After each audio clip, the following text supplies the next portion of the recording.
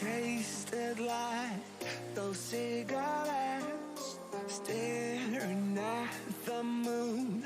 We'd go to bed in my arms, you're safe and sound without a threat.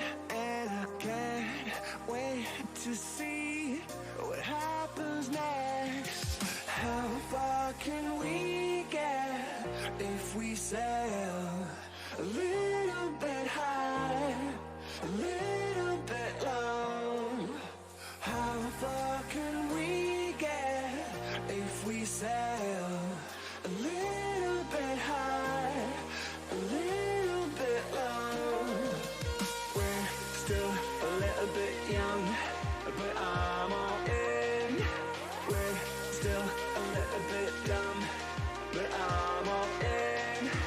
We're still a little bit young, but I'm all in. We're still a little bit dumb, but I'm all in.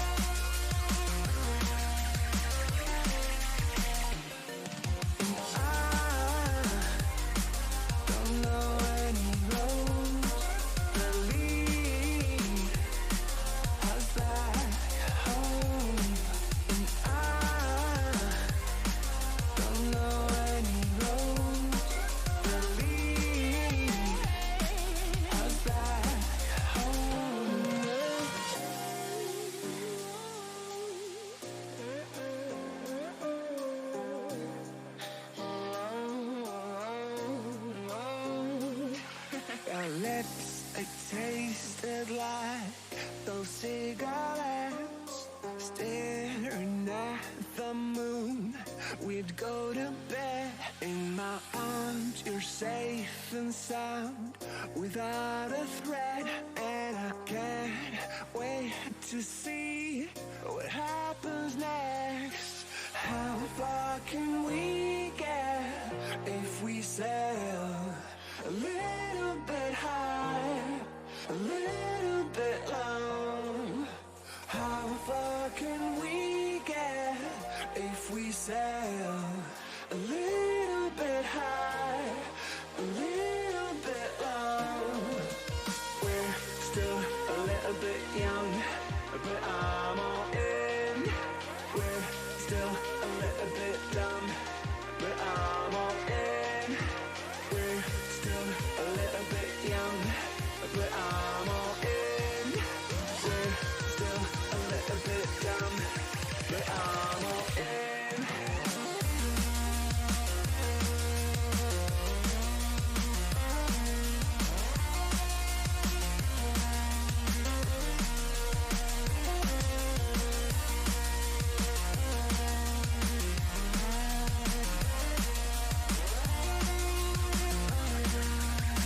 If we sail a little bit high, a little bit low, a little bit high, a little bit low, a little bit high, a little bit low, a little bit high, a little bit low.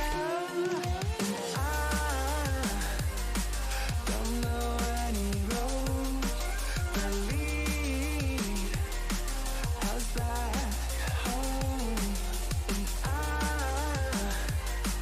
don't know any road that lead us back home. How far can we get if we sail a little bit high, a little bit low?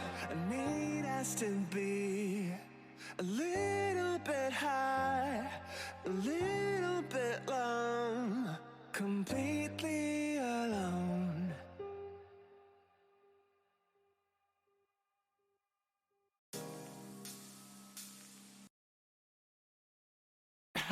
Small little hiccup there. Hello, hello, and welcome. Oh, Now I'm peeking. Hello, hello, and welcome one and all to Paul Paradox's Magical University, where we play all sorts of games. Sometimes we're returning with our debut in Minecraft with Moonbeam and a whole new pack and a whole new world, trying not to die, both of us dying at least once, building a big old tunnel between our bases. Sometimes we're in Nippon, slaying demons, going to the frigid north, finding the Ark of Yamato, wondering how the heck all these demons came from the heavens and cursed the earth. Sometimes we're just doing some heckin' art. And that's what we're doing today, just some heckin' art. Let's get our butts in the heckin' classroom. Hello, hello, it is I am here. Your musical professor, Paul Paradox.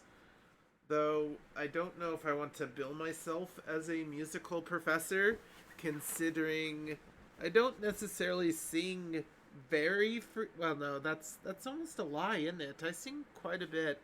Anyway, it's good to see you all. It's good to have people here. And, yeah, today we're continuing the art we started, oh god, was that 2 weeks ago? Possibly even 3 weeks ago? All I know for sure is that we started drawing my character Erica / Infernia as a shroomling. And, that didn't get super far. But yeah, let's continue. But before we do that, we have some heckin' Stream Raiders. Let's get the Stream Raiders up and running. Whew. Starting the battle, I need a legendary heckin' Orc Slayer. You are a shield kind, so you can go here. We need archery kind to be ready here. We need warrior kind to be ready here. We need defender kind to be ready here. We need a little bit of an army here. A little bit of an army here. And a lot of nothing going too far back here. That way we can race to our mechs, hopefully get there before they do, and punch them in their heckin' faces. If you want to join in the battle, you can go to streamraiders.com on almost any web browser. By selecting me, Paul Paradox, you can place units down on this grid into this particular map. It's free to play, and you can place one unit every 5 minutes for a grand total of 6 if you stay on top of it. Have fun, raise armies, have fun. Let's get our butts over to the heckin' art. But before art, well, we're gonna do art, but I need to do something else real quick first. And that requires this. So let's jump over to this. So this... Okay. This is not important. So this right here. So my hun and I love the Adventure Zone. The Adventure Zone is typically a very great show by the McElroy brothers. I think, yeah, McElroy? Anyway, they have had a number of series, some great, some less great, and all of those were fed into an AI, and then all the episodes of all the series, and then the AI spat out a script for an episode of the Adventure Zone. Hun, close my door? How rude! Fine. Okay. There we go. Door closed. Quill undisturbed. So we're gonna see we're gonna see a Dungeons and Dragons adventure brought to you by data from the Adventure Zone and an AI. Let's see what we got.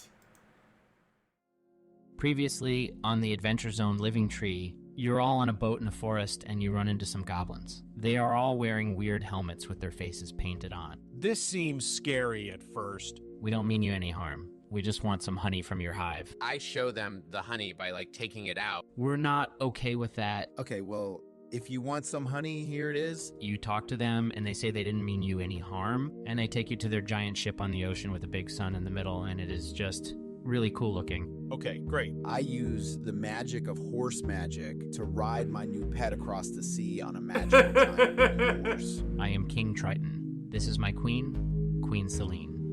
The world is in turmoil. In the midst of it all stands the man of 1,000 faces, the Masked One. Famous for his many guises and disguises, he uses them to hide the secret of his true identity. The Masked One has come for the throne. It's only a matter of time before he succeeds. Yeah, that sounds about right. Anything else? Oh gosh, this is a whole 30-minute thing. Okay. Oh, are they gonna do the commercials? It's a bit early for a commercial break. Where's the rest of the stuff? That was barely anything. Oh, that's the intro music? Welcome to the Adventure Zone. My name is Griffin McElroy. I'm the Dungeon Master for this Dungeons and Dragons campaign. It's been a while, hasn't it? Yeah, it has. Oh, yeah, I think it was almost like 2 months ago or something. That's right. We got our new microphones. We did some updates to the website. This is going to be the biggest adventure yet. Yes, I'm really excited about this. This is going to be epic. Right. Yeah, that's So about right. I think we can safely assume that we've resolved everything with Morganus. We have found the new home of the Sea Druid cult. We found out that they're planning on sending a message to Morganus through a magic mirror, and we discovered that Morganus is alive and well and living on an island in the middle of a lake in the mountains. And he's been mind controlling these Sea Druids into a big old gang war against us. Yeah, It turns out that they are indeed working with Morganus. There's some sort of deal made between them. But Morganus is a spy in the court of the Dragon Queen. I'm working for the Queen to get as much information as I can about her enemies because she has some serious enemies at the moment. But that's not necessarily a problem for us because we're going to kill both of them. Yeah, they have some bad guys to fight, man. Well, there's a lot of them. They've got a big problem. They have a big problem. And yeah, they have a really big problem coming up. Oh man. Gee, I wonder if they have a problem. Shadow Court is getting very powerful, and it's just my god, So, getting more dangerous. Yeah, that's the status of things so far. I feel like we've grown in stature and power a little bit. The changes in Nuts and Isadora are probably more apparent to us who have played the characters than to people who just listen. Yeah, it's pretty hard to tell what the players are going to do when you don't play the characters. But Isadora has fire magic now. So she can use fireballs now. Fire magic. That's a good one. So this is based on the balance She got to make these fireballs that would float in the air and just come down and burn everything. That was fun to see. Yeah, and I think we realized that Mac is a pretty powerful guy. Like Isadora is a mage. Nuts is a melee fighter. And Isadora can use fire spells. Nuts, you know, he's an animal and a plant and a tree. I don't think Mac can use magic, but I'm pretty sure that Nuts can. So having two characters who have some magical abilities and who can fight, that is kind of cool. But now, Nuts is learning how to breathe fire. I mean, I feel like we're at a point now where we just need to be honest with ourselves and say, okay, we've made Mac more powerful than Isadora. And she doesn't want to be more powerful than him because he's her lover. Well, Nuts wants to be the biggest, best talking fire breathing tree there is. The biggest, best, most incredible talking fire breathing tree in all of existence. Nuts. He doesn't care how big. It has to be the best. That's interesting. No one else is making any sense. And the fire breathing part is really just to, you know. Okay, I don't think it needs to be What? specific. It's fine. What? Yeah. So I don't know What? how many times we can talk about how, how I want to be the biggest, most badass thing around, but I'm still deciding what Isadora wants to do. I think that right now she wants to pick up the standard and go, look for her brother who is currently in prison. So she wants to take the road up to the city and find okay. out more information about who he was working with. But also she wants to try and recruit some people to help break him out. Okay. Break him out. well, I mean, there's a good chance he's still in prison. I'm sure that if we can get a little bit closer to the prison, we'll figure out what the story is. So we're all playing characters. I We're would like all to playing know. Right. Right. This Okay. week, we're finally going to the root canal. The actual There's adventure no zone turning is back much now, better. right? I promise. Exactly. Much Is much this better. the place where you can literally root through someone's butt? What? Yeah, for sure. Well, you said that we'd like the root canal, so I wasn't sure. What? I thought maybe you were lying to No, me. no, not at all. Wow. Griffin's been really honest with us. I know. And there is a bit of theme here. You're seeing What? these areas, you're Okay. seeing this new environment, and you're encountering creatures and meeting characters for the first time. Oh, This jeez. is theme of our campaign, so do, I'm excited that we're getting to apparently. do it again. I am. And then you hit this place where there's a whole bunch of trees and grass, and you heard some loud, weird sounds coming out of the deeper parts of the forest. It's like Okay. gnawing. The sound of chewing coming from the deep part of the forest. Yeah. Oh. So this is Okay, the we're beginning good. of our trip into the root canals and the source of the gnawing noises. Right. Is there Okay. anything else? Is there any Just one thing I need to know. When they say root canal, I think they're talking about river type canals that are in the roots of a tree. Because otherwise, why would they be in a surgical operation regarding teeth that are ruined? Right? Because I hear root canal, and root canal means a thing, but I guess root space canal also means a thing? All right. I just wanted to make sure that yeah, let's kind go. of goal or anything? Nope. Okay. Well, if you had a goal, it would be to try to find out what is causing the gnawing noises under the roots of the living tree. Yeah. But I thought what they were breaking exactly someone are out of a we looking prison for? or killing we a need to find queen some in way some cult. that there is a clue for us to find. Okay, then. Okay. We investigate. Yes. Well, I figured Mac would go, hey, that sounds weird. Let's investigate. Yeah. And Isadora could probably tell where the sounds are coming from because she can telepathically sense them. Mac, Isadora, and Nuts investigate the forest. The gnawing sounds are getting louder and louder, so you just start going deeper. It seems like this kind of never-ending forest. And then you come across some fungus-covered mounds of what looks like dirt just hanging out in the middle of the forest, which seems to be where the gnawing sounds are coming from. Isadora uses her ability like her fire sense. She can actually Fire feel sense? where the sound is coming from. And when they go What? investigate, she tells them to move behind the mound of dirt. So Okay. Matt, Nuts, and Isadora sneak behind the dirt. That's cool. So I guess And you see a this is weirdo Mac? gnome with a mushroom for a head.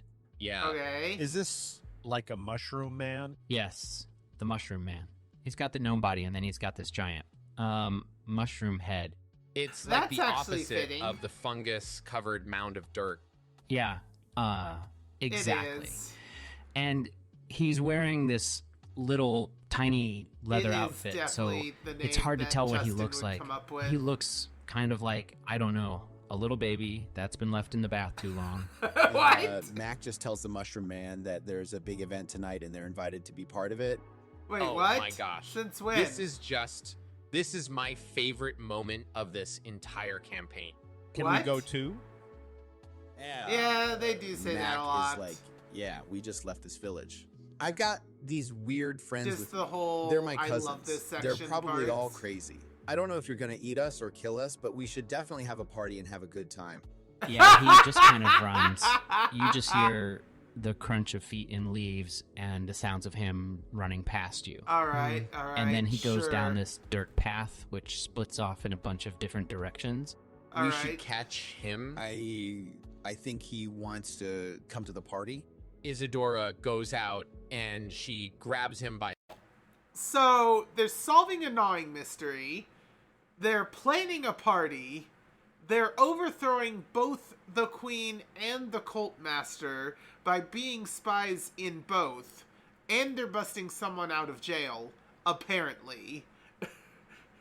I don't think any of these plot points connect, but the fact that there are actual plot points you can point to is kind of cool. The AI is doing at least an adequate job of stringing these things together, and I think that's kind of intriguing. By his legs, and she pulls him back, and then he... I didn't think that would work because I thought he'd be able to get away from her, but apparently he's kind of slow.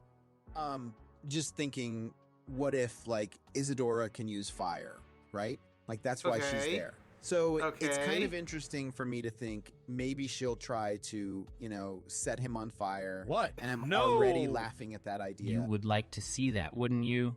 Oh my gosh. Yeah, that would be good.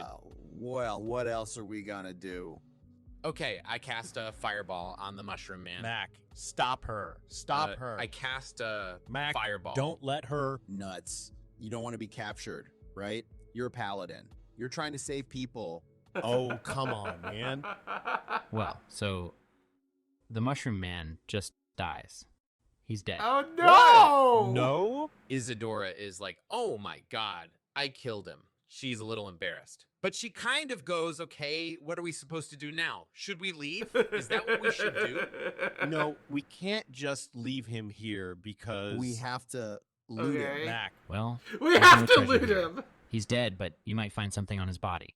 And But wait, you Nuts said is there's like, no no, we're not gonna take anything from him. We're just gonna leave him here. Yeah. So he has this a head that's made of mushroom, and now it's like a skull. It's got eyes and it's got a mouth, but there's nothing there.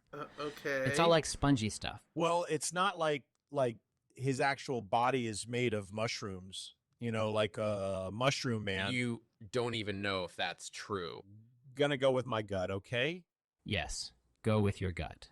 So let me ask you a question, Mac. Okay. Do you remember the name of the guy who led the gnomes in the root canals the first time you came here?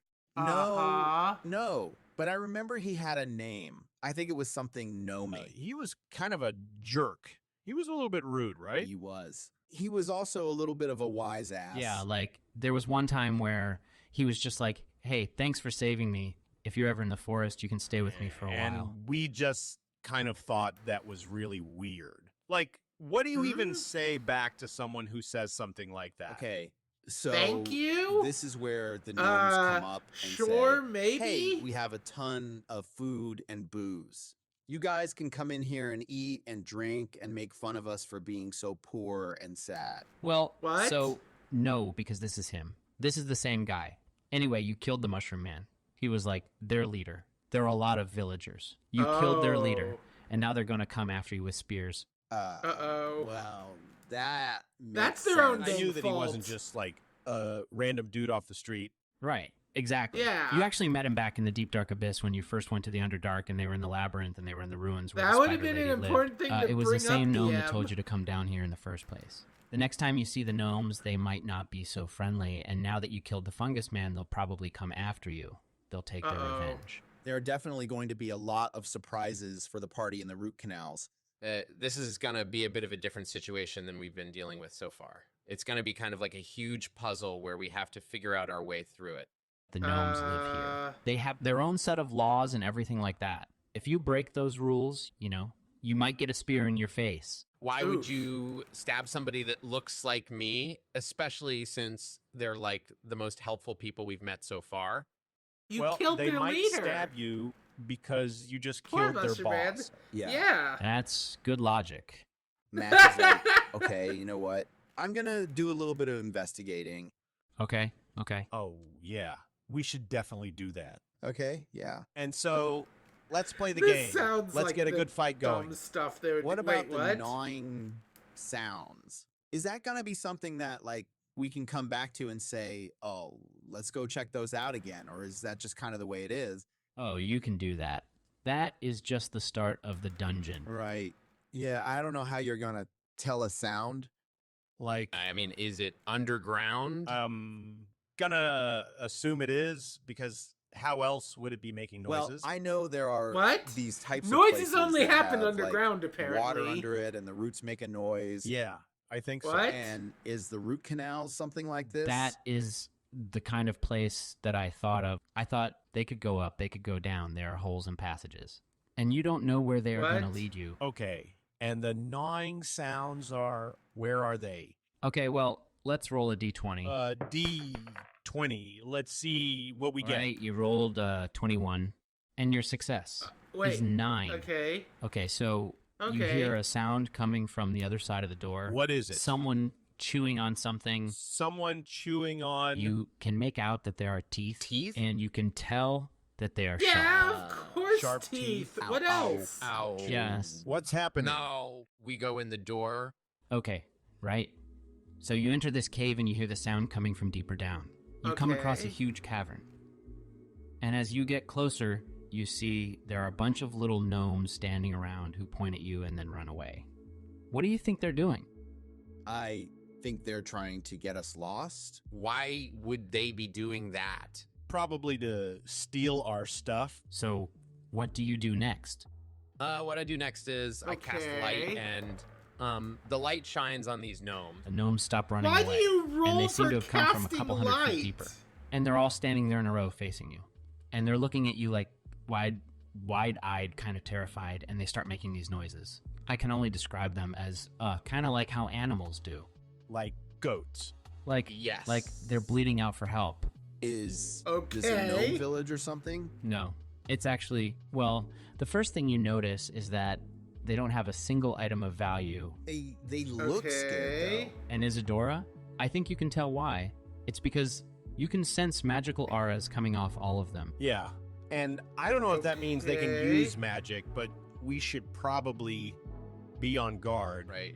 Okay. Okay. So I make my move and I cast blink and What? I go into the darkness and right back there. Okay. And as I'm getting closer to these gnomes, I You get can see they're all glowing with magic again. What's and going then on?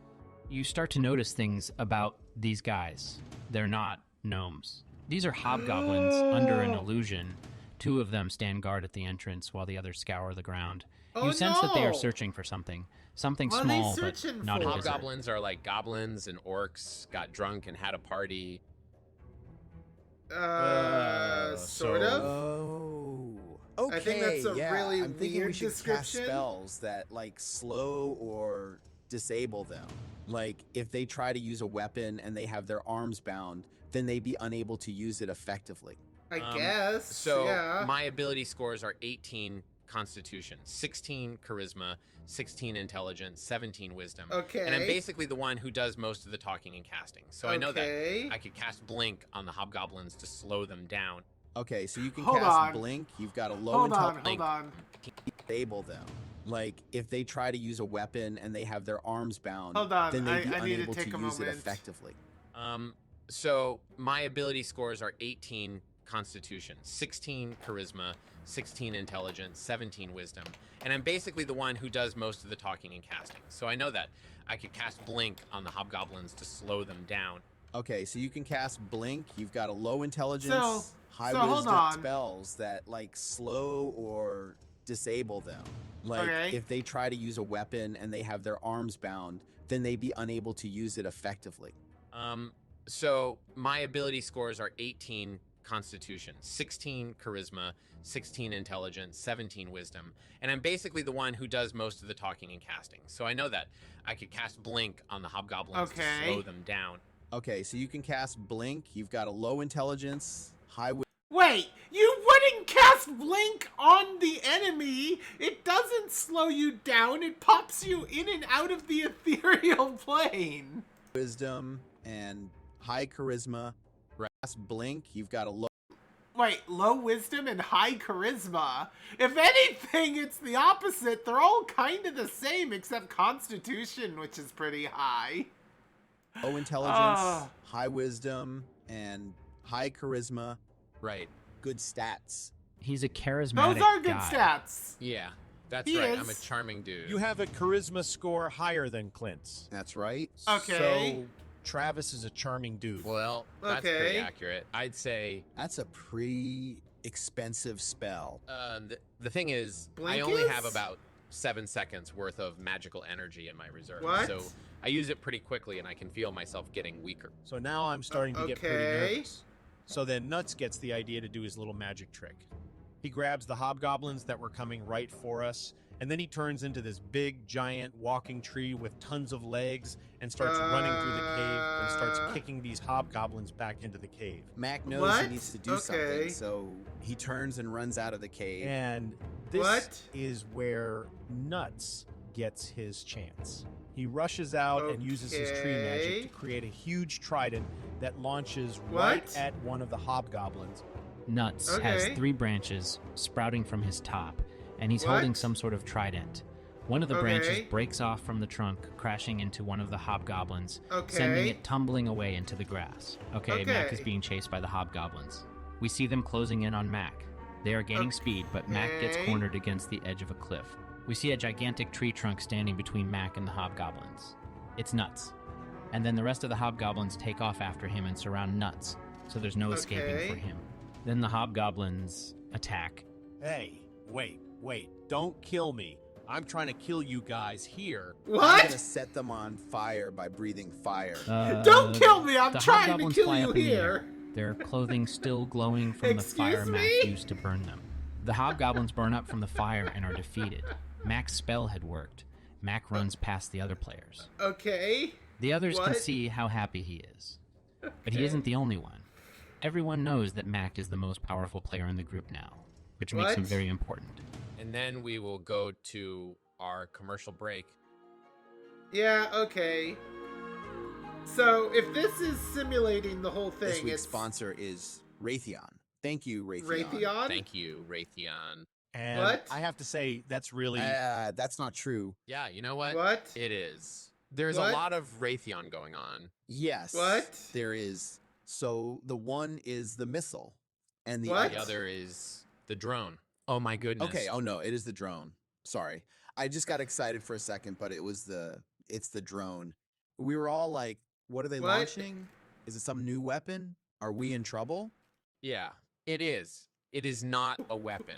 It is. What? It looks like a missile, Yeah, like a small scale one. So... but it is not a weapon. It's the drone. So you remember from last episode, there were a drone that appeared from our friend here, who shall go unnamed There because he were a doesn't want us to know drone. his name. But Wait, it was not a what? weapon. This thought isn't it a was weapon Raytheon. either. This is another drone. And What? it has come from whatever place it's stored in or whatever place it's made in, I suppose. What? And is ready to be deployed when we need Well, it. What? So if you think about it, this is also a way for the company to make money and pay for itself as well. What? You know what? That was an idea that probably came up in the boardroom. Yeah. They're like, we've got these drones. They look cool. Yeah. They'll help with recruitment. Yeah. Let's sell yeah. them. What? That is absolutely the most likely scenario. Well, and What? that also explains. Well, there's a bunch of things it can do. It could be used if we're feeling like being proactive as a reconnaissance drone. It could be used as an attack drone. Justin, It can certainly defend against missiles or artillery fire as well. It can fly for a long time. What? Anyway, This sent is me a one for free. sponsor? I could figure out how to What? get and does it work? Wait, what? Because the last one didn't, it. did it? No. The last one wasn't. It seemed to be very hardwired into. I'm not going to answer that question. All right, fine. you've got this thing, which is clearly not a weapon. You've said, and I agree with you, it seems like it's a drone. What should we do Do with you it? want to take it back to your house and show off and say, look what your tax dollars paid for and look what a wonderful gift I gave you? No. What the I don't fuck? think I can really bring it anywhere without it, causing chaos or you know, What? embarrassing me or something. So, no, I mean, Okay. it's just sitting in my garage here because I don't want to take it out in public. I guess I haven't thought of a plan yet, but I can't wait. I mean, my God, Okay. what kind of fun stuff we could do Oh, together.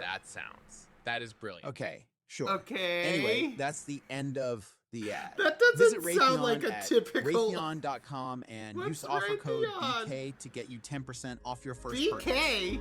Wait, why would it be BK? What does BK stand for?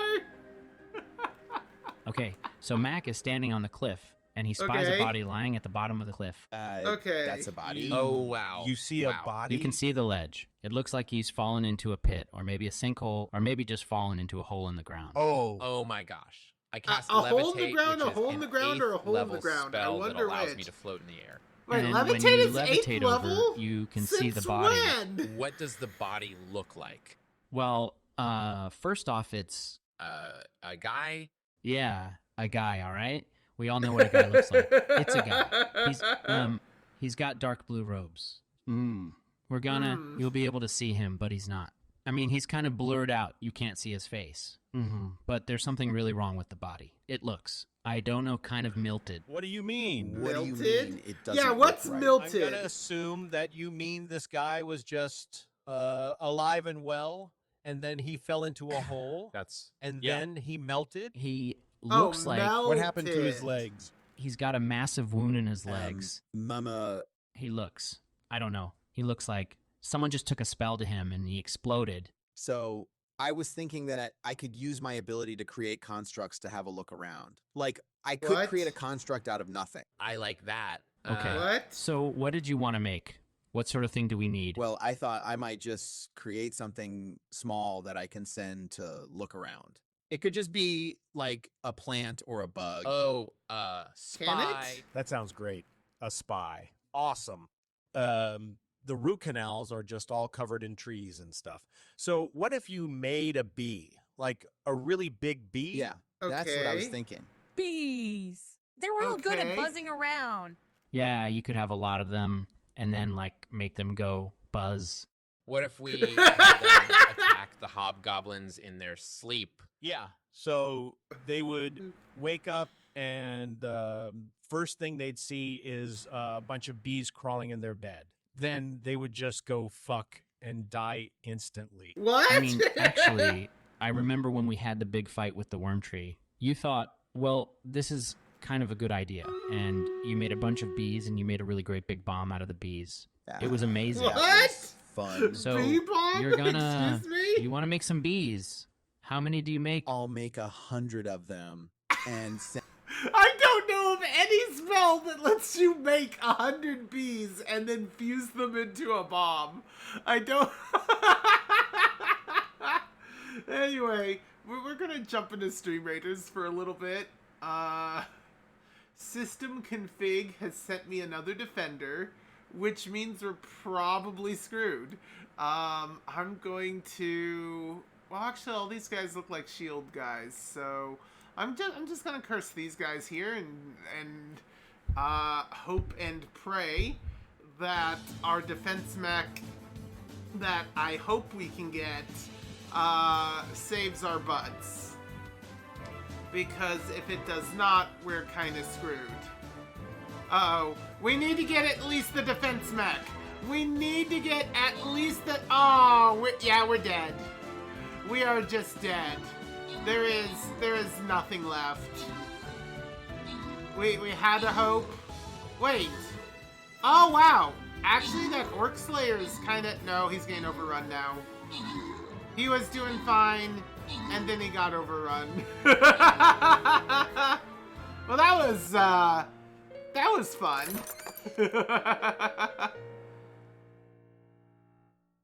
All right. Well, what are my quests like? Hold on. Okay, I probably can't place another. Oh yeah, Centurion. So Centurion and Vampire and Rogue. Okay.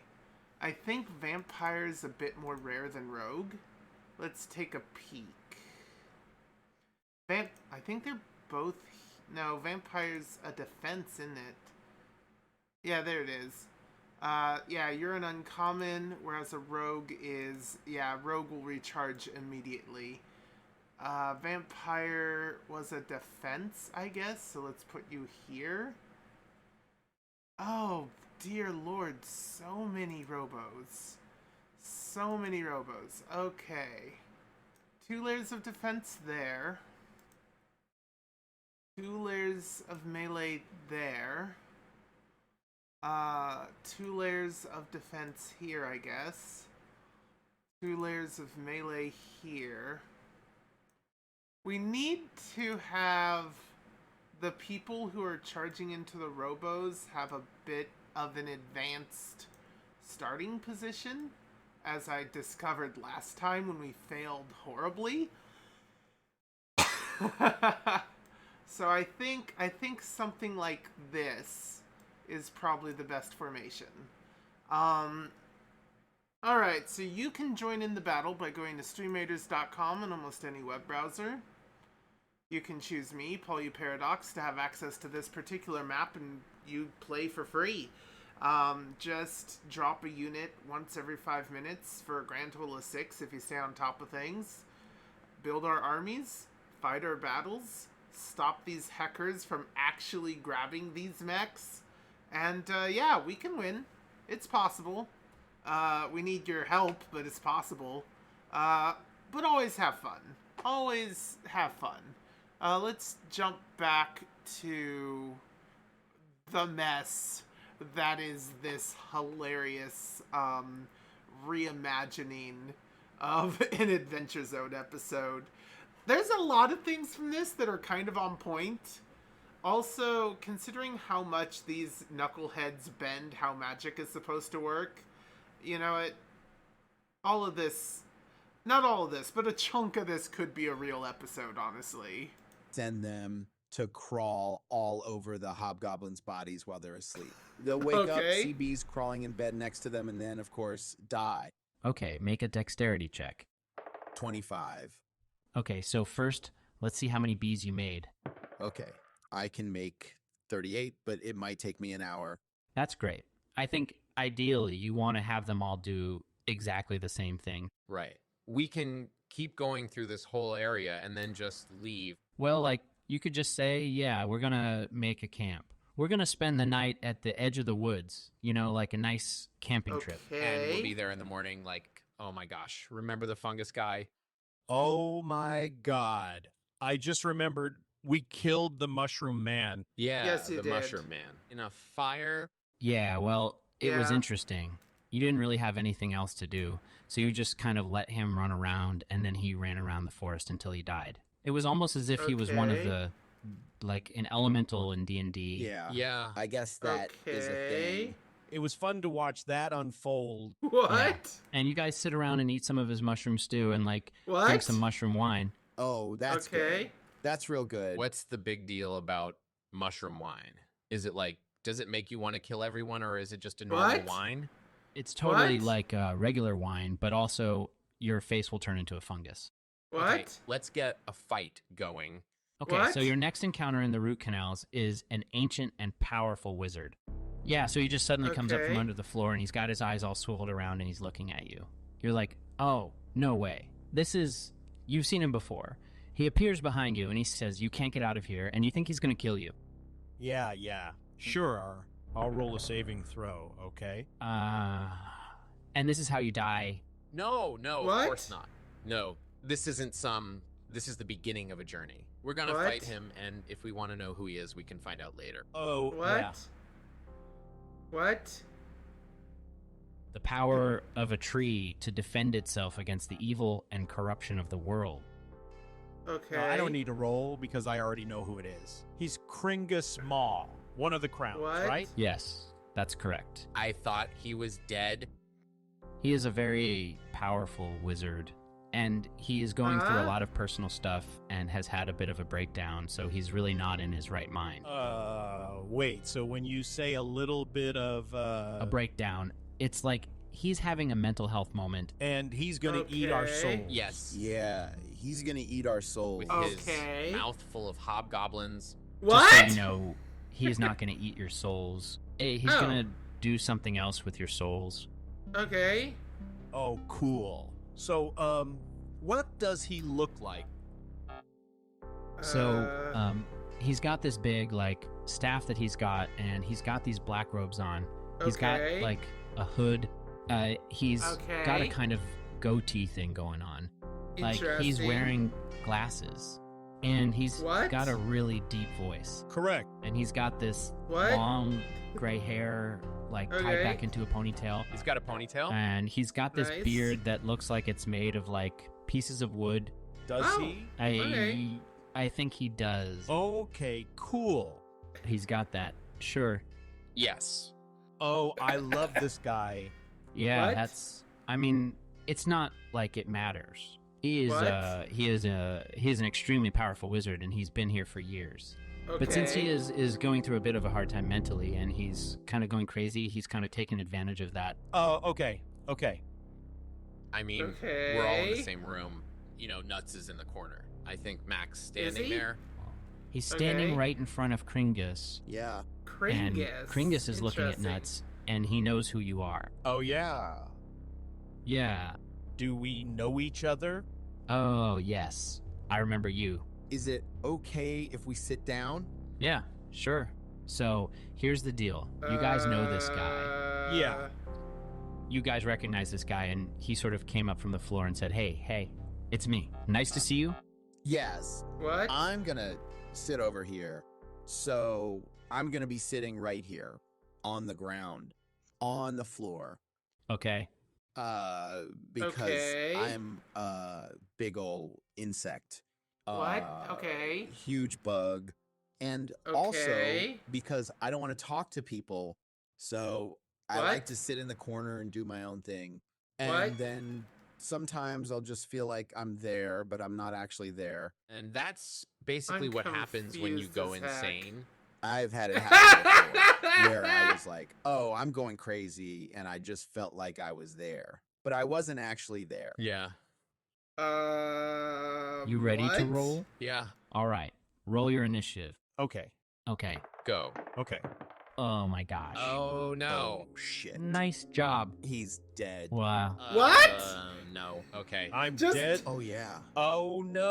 Oh, my God. What? Poor Wow. guy. He's dead. Are you sure? Oh, Wait, no. who's dead? Oh no. Look at that. Oh, They my just goodness. initiative. Oh, No. He goes again. Oh, boy. What? Nice shot. Yeah, this Wait, is my what fault. shot? Wow. What? Oh boy. Didn't they there want- goes what? Nuts. There he goes. There's What? nuts. There's nuts. There's nuts. So- Okay. What?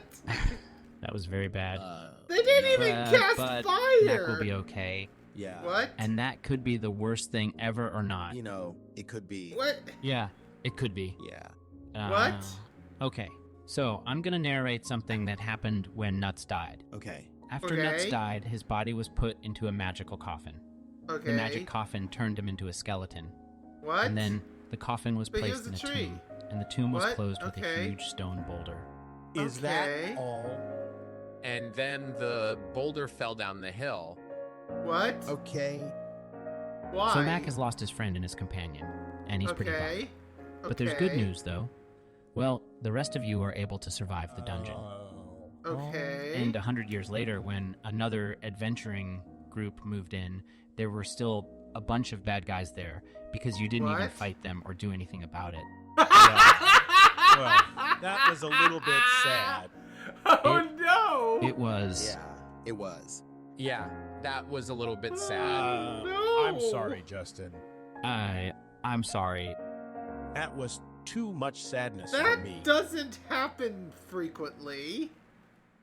Interesting. Well, I have to admit, when Nuts died at the end, I wasn't sure how long he would be able to hold back the tears. You know what I'm talking about. Those What? big wet drops that fall down your face.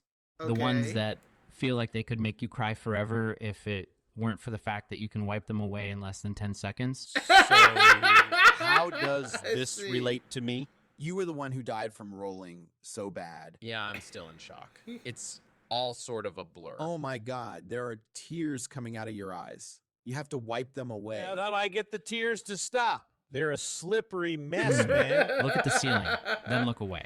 What? Anyway, you need to make a new Dungeons and Dragons player character. I might try Dragonmancer or a mage who can turn himself into a snake or I something. can roll you one in like 5 seconds. I'm going to go ahead and tell you how your stats are. Okay, so you've got that 18 doesn't strength. happen often. You have 9 dexterity, so you can climb pretty well. And No! you're charisma 16, so that 9 means you get to make dexterity friends is really horrible! easily. I can tell. You What? have 3 hit points. That's actually a lot, No, especially no, for a it's first level not! character. No, I'm it's impressed. Wait, Well, why is he a that solves first level that. character? My favorite part of this episode was Kringus Maw. I didn't see it coming. It felt very much like the old days. I almost forgot that this game is supposed to be funny. I love what Griffin did with Kringus. I can't wait to see him What? turn into an Orshish princess next week. What? That's gonna be awesome. Wait, what? The real reason I love this episode so much is that it finally gives us a good reason for Wait, did they feed the Adventure Zone into this? Because a typical episode of the Adventure Zone does not include the Adventure Zone. That might explain why there's so much introspection in this entire ordeal. I think they gave it too large of a sample set and included the parts where they talk about the previous episodes and like how things are doing. That actually explains so much if that's what happened. why Kringus Maw can't stop the Sea Druids from taking over his homeland. It wasn't because he's weak or he doesn't know how to fight, or that the Sea Druids are just too powerful. Nope, the Sea Druids are a bunch of corrupt assholes who are just taking advantage of his poor, good-hearted nature. That's the Kringus we know and love. The other thing that stood out about this episode was Mac's reaction when he realized he was cornered and surrounded by those hobgoblins. He wasn't Wait, when just did that standing happen? there frozen. I guess it wouldn't have been so impressive if he'd immediately used the magic he'd learned from his father to cast a fire-breathing spell that would have destroyed those hobgoblins and made him stronger and faster than anything. He actually ran away first. It was pretty cool when he killed the hobgoblins and made their bodies burn up into thin air. Okay. There's definitely a reason that he didn't want to jump off that cliff. Mm-hmm. Wait, And what no, cliff? it doesn't have anything to do with how he'd be dead on impact because of the way he's What? built. It has What? everything to do with the fact that we're currently inside of a fantasy world. And in this What? fantasy world, the very act of jumping off a cliff is an act of certain death. It What? reminded me of that episode of Doctor Who where Clara and Rose went through some weird rift or portal to another world. What? But instead of a planet full of giant robots, they found themselves in an alternate dimension that was literally a different dimension filled with giant What? spiders and giant insects. What? It was called the Doctor Who What? episode Blink, and it had a pretty big impact on the series. No. I mean, What? that's how the show ended after all. And then No, the wait, BBC did it? rebooted the entire franchise, changing things up in ways that the original creators didn't agree with. And And now we're stuck watching the new Doctor played by Peter Capaldi, who isn't nearly as charming as Matt Smith, the Wait, actor who what? played the 10th Doctor. But back to What? the point. This has been a really There- great was there a episode, but point? it's definitely time to say goodbye. Travis, please sign off.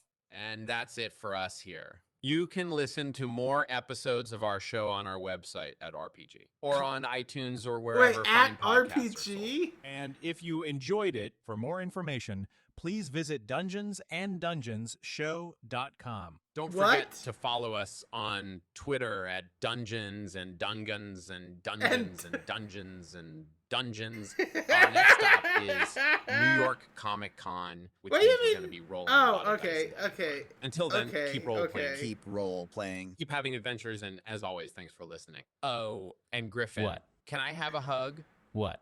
No, What? I don't do hugs. Can I What? at least have a high five? No. Okay, all right. Thanks, guys. We'll see you again next week. All right, Excuse me. bye. I don't do Bye, hugs. kids. What? All right, that was a fun diversion. That was a fun diversion.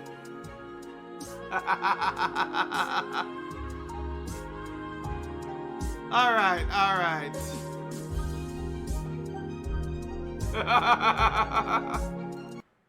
All right, so yeah, that was a diversion and a half. Let's get this up and running. And get to the art I'm supposed to be doing.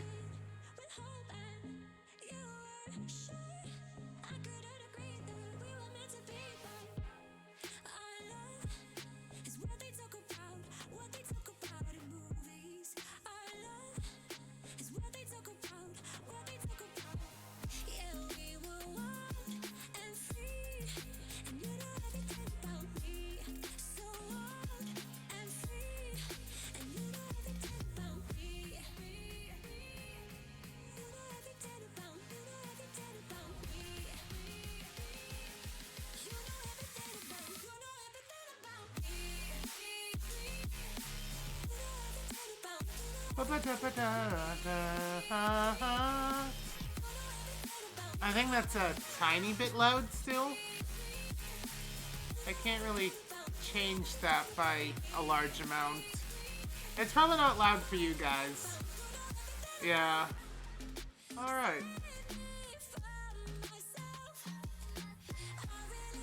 Probably here and here. And then of course in between is where we're pulling out.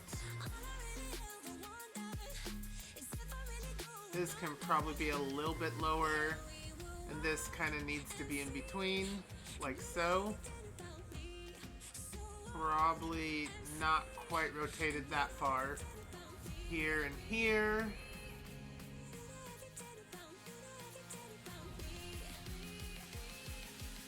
About here.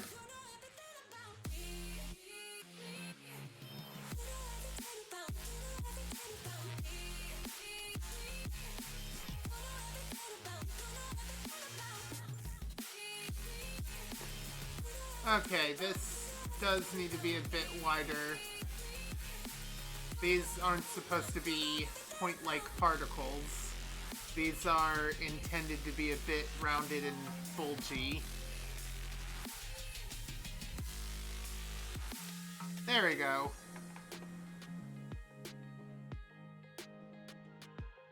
I think these are also meant to be a little bit closer to the base there.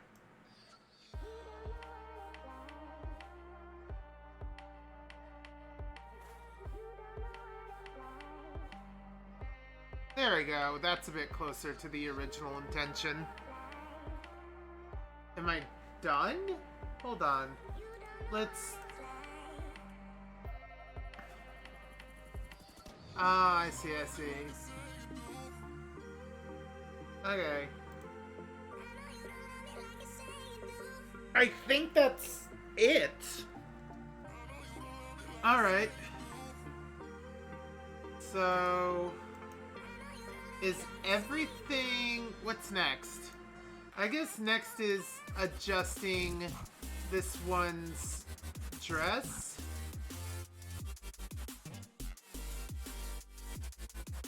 Yeah, the next one is making adjustments to the dress itself. So there's this kind of hexagonal net thing.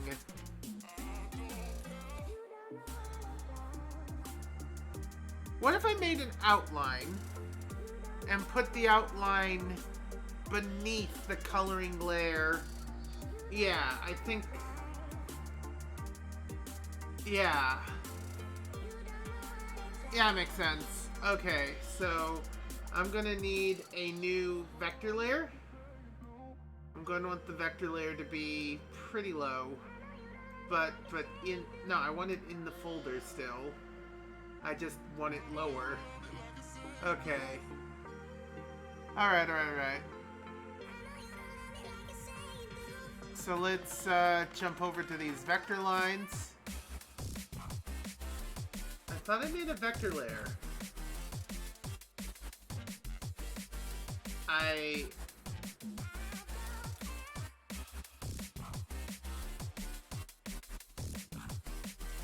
I can't edit this. Are you a vector layer? Another day to live through. You are a vector layer. Why am I incapable of editing this? I can edit this? No. What? Why can't I?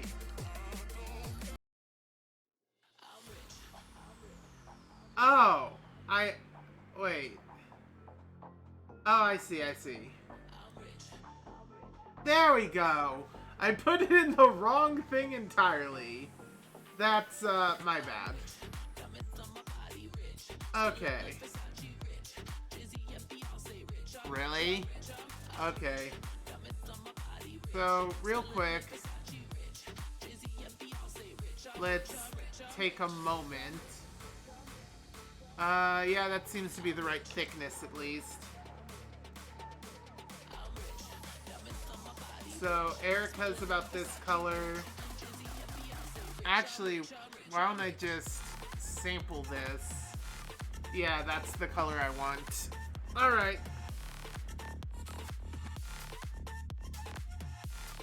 So, how do I want to handle this? Oh, that's right. Okay, I see what I mean. So, these lines can be kind of written over, I guess. And the whole idea is just to kind of make a facsimile of a dress.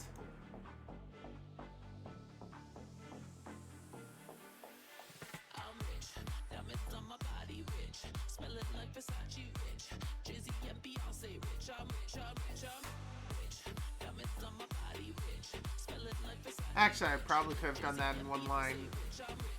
Yeah. If that's the case, I don't need this. Boop. Boop. Alright. So technically this with this. Alright. So this is going to probably follow the curve of the hip. This is gonna follow the curve of the leg.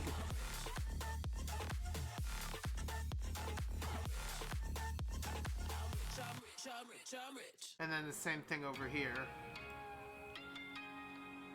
Here we go. Following the curve of the hip.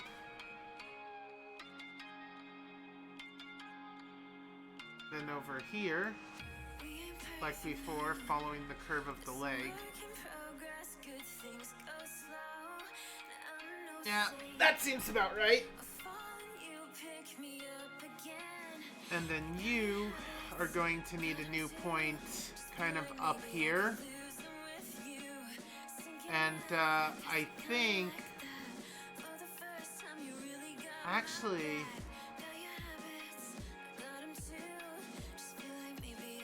I think I could do something interesting with 2 points here.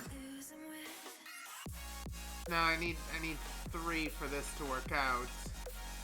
And I think... So I don't know what I'm doing right now. I'll be honest. I have no idea what I'm doing, and I think none of this.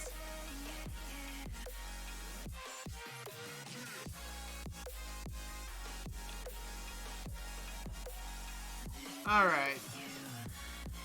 Let's see here. So I think the idea was for these points here to follow the curve of the leg, like so. And then this one over here to follow the curve of the leg, like so. And then for this part here to kind of bend down.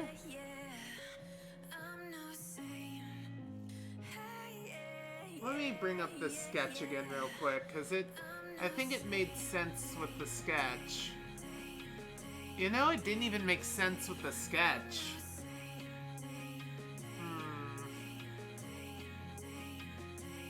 Whoops. I mean, I can kind of make the sketch come true on purpose, kind of in a bit of retrospect, right? It doesn't take too many adjustments to make the sketch basically become what it already is. The thing is, I'm not sure if this... Yeah, no, I guess that's okay. But what is it without the sketch? Does that bring us back to... Okay, so I don't need to follow the sketch perfectly. For starters, I think we've defined her center as being more over here. Yeah, I think we've defined her center line as being more here. And I think this could probably be a little higher. Other than that, though... Spongy mushroom legs.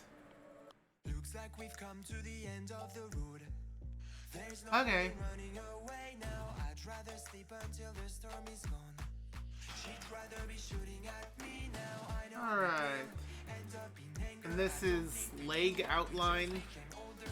She's aiming her words, ready to fire. I don't think that bullets will bring back desire. Alright, let me think now. The dress should be laying over the legs. Yes. Yes. Okay.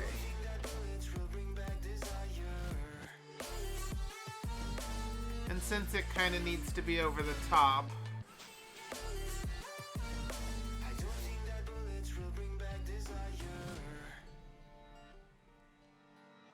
alright, back over to here. What? I said back over to this. Looks like a blink of an eye's not enough. She'd rather be staying for days now. I'd rather fix it than mess up again. She'd rather be burning it all now. I know it will end up in anger. I don't think we grew up, we just became older. She's aiming her words, ready to fire. I don't think that bullets will bring back desire. Alright. And then over here.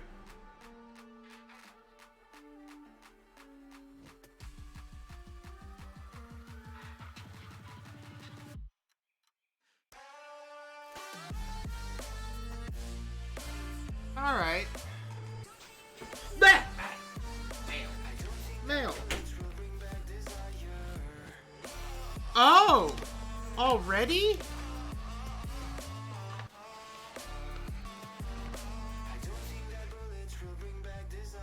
Really? Extra postage required? So stupid. If this is what I think it is. Yes, I believe it is. Oh, wait. I need to check on this. Because there's some stuff here that makes no sense, but I'll check it after stream.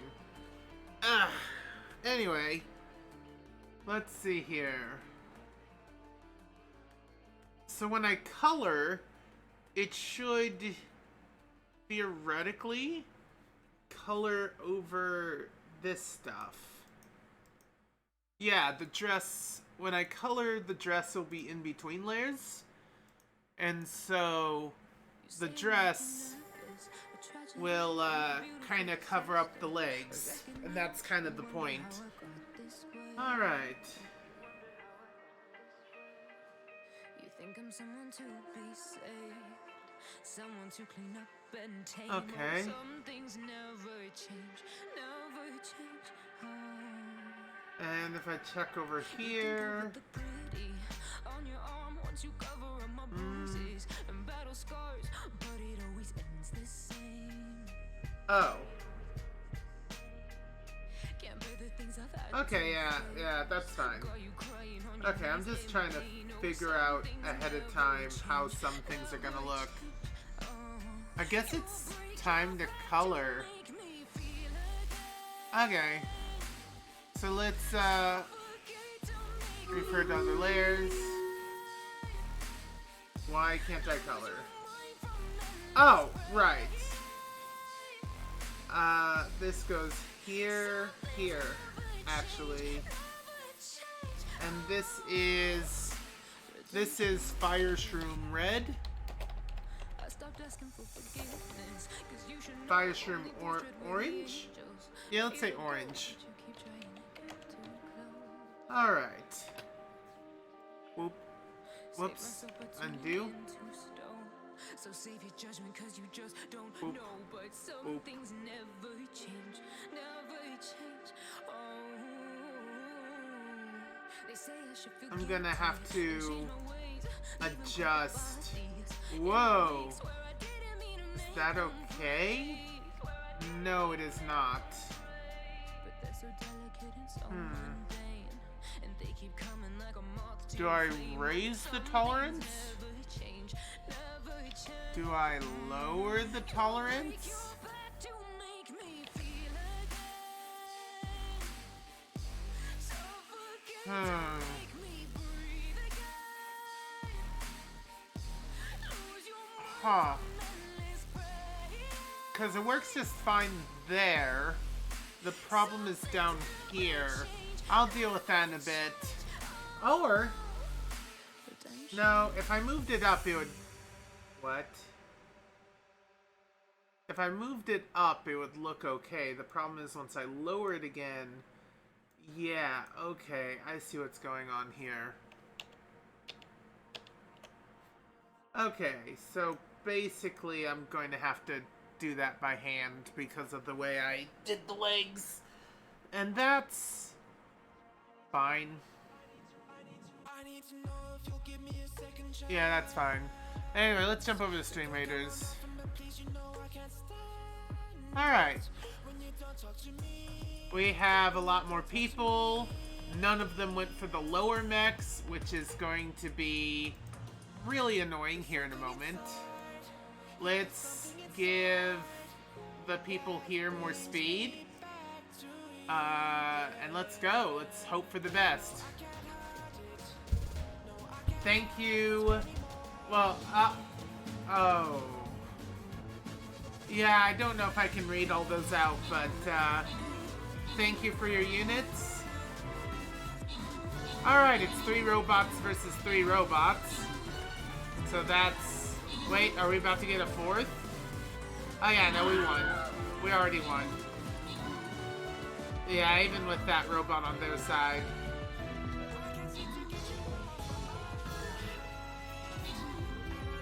Yeah, we got this. Alright, that was fun. Anyway, thank you, Kev66. Thank you, Arid Wolf. I'm gonna refrain from saying your last name. Thank you, Shiranaya Stream. And congratulations to Wolf and Kev.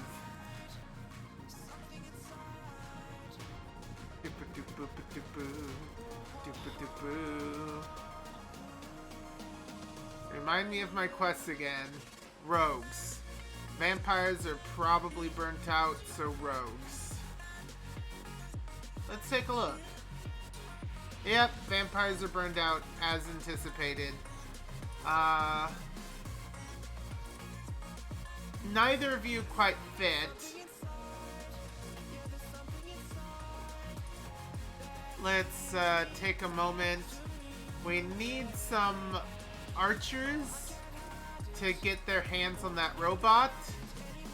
We need some defenders to get their hands on that robot. And I think our primary fighting force is going to be here to try and hold back that pseudo-bot. You can join us by going to streamraiders.com on almost any web browser. When you do so, you can choose Polyparadox as one of your raid captains, which will give you access to this map right here, placing down your units for free once every 5 minutes for a grand total of 6 if you keep on top of things. Grow our armies, fight our battles, have fun! And without further ado, we're going to return to the art. Alright, so this is going to require... You know what? Actually, why don't I just do this? And that's fine, because all of this is going to be effectively adjusted over. So that's okay. Oh. But also this, I guess. And I almost missed it, but there's this tiny bit here. The rest of that is leaves. Now, before I move on, I think I want this part of it darker, so let's do that. And I think I want this part to be lighter, so let's do this. Defeated by the dreams and the memories we've made. To see it crashing out the skies like a tidal wave. Yeah, I think I like that. Alright. So I think the next thing important is the leaves. So this is going to be Autumn Leaf Gold. Hello! Sequir Arienato 6. How you doing? I hope you're having a good day.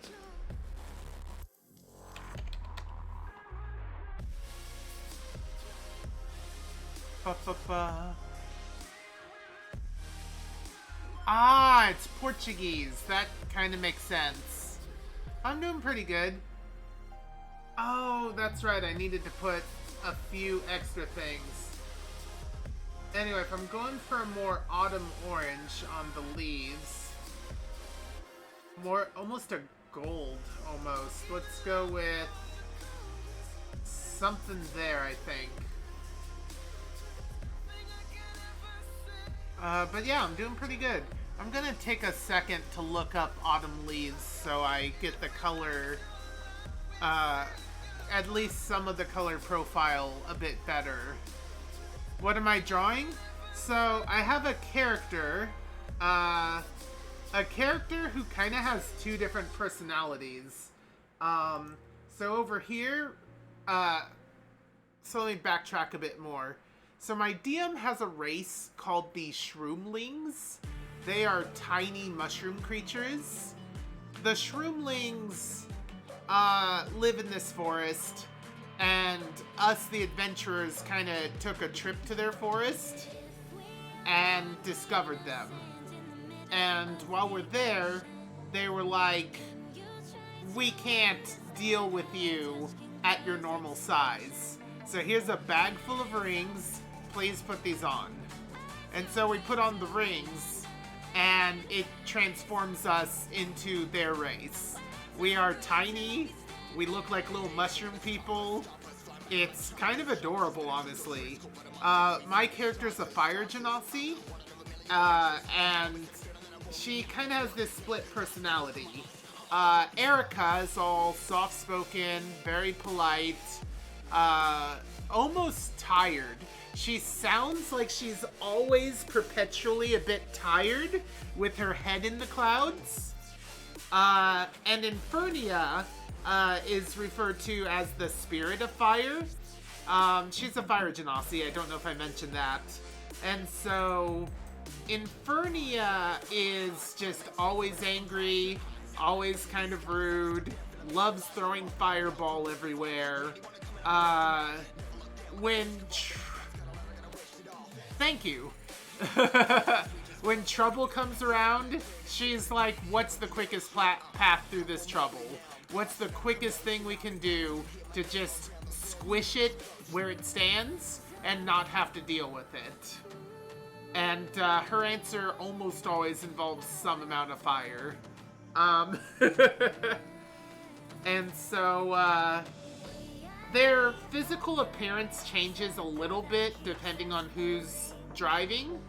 And if I have a magic ring that's kind of changing us into these shroomlings, I imagine the difference between personality would reflect a little more solidly in their transformed state. So this is Erica, and this is Infernia. I put like a little crown on the mushroom cap.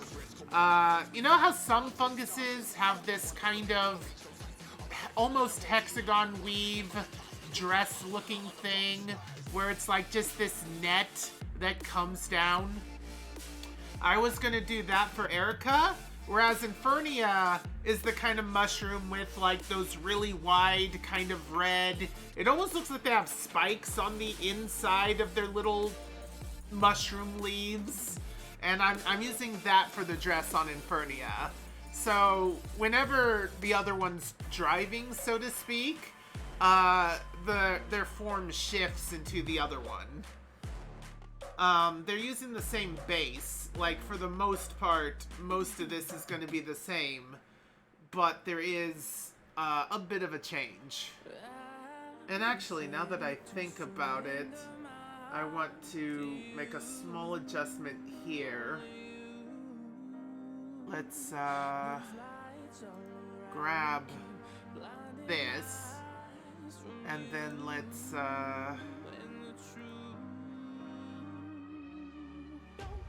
do this a few times. Anyway, I'm using something very frequently called vectors, or in particular Bezier curves. I love vectors. Vectors are the most amazing things ever, in my opinion.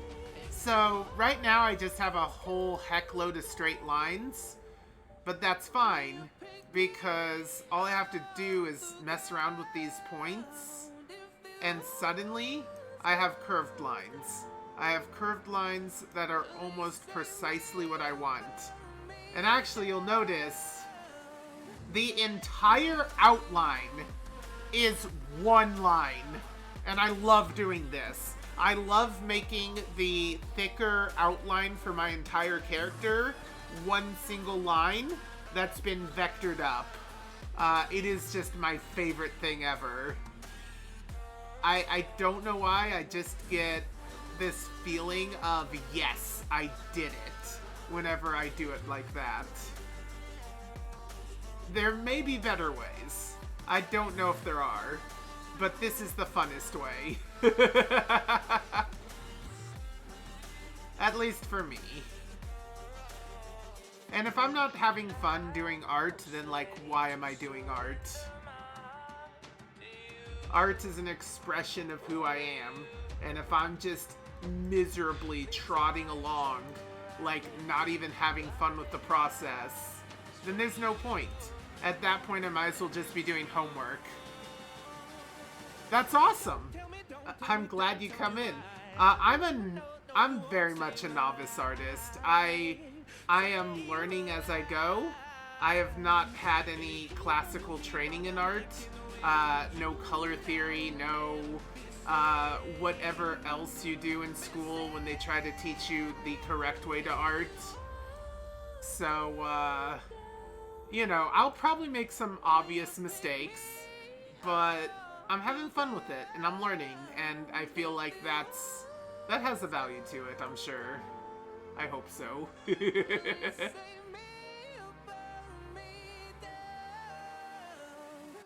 You hated things like that in school? Like, I appreciate the concept of color theory. It sounds interesting. I took music theory when I was in band. I used to be a bit of a musical artist, by which I mean I played trombone in hecking marching band of all things. Alright. Alright. Why are these both called Erica Outline? Oh, because it was a clone and I just got rid of copy of. Infernia. Infernia, the spirit of the fire. Alright. So back over to Erica.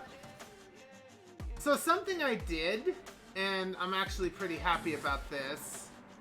I put the leg outlines underneath where I'm going to put the dress outline, so I'm going to actually be painting the dress on because with hexagons and stuff, it's going to be annoying. You make emotes for Twitch streamers. Well, that's awesome. For the most part, I've made my own emotes, and that's been interesting, though. I don't know, I've had people tell me that my emotes aren't quote-unquote real emotes because they're all just orbs. They're orbs kind of associated with this book world I'm working on. But, like, again, I'm having fun with it. It's like, it's my creation, right? Like, I don't want to be one of those people that's like, oh, your opinion doesn't count. I don't want to be like that, but like, I'm just having fun. All of them are an element, and my elements are pretty neat. They're based on like philosophical stuff. Yeah. So like each and every one of those orbs represents a basically named element, like plant or cold or energy, but then there's like a philosophy tethered with it. So let's take cold and energy, for instance. Cold and energy are opposites of each other in my universe. So here's cold and energy next to each other. So cold is about pure logic. It's about doing science, doing experiments, teasing out the true nature of the universe, and not putting your soul into it, not putting your emotions into it, just figuring out the truth of the universe. Whereas energy is all about expression and spirit and soul. Oh, that is actually something called Stream Raiders.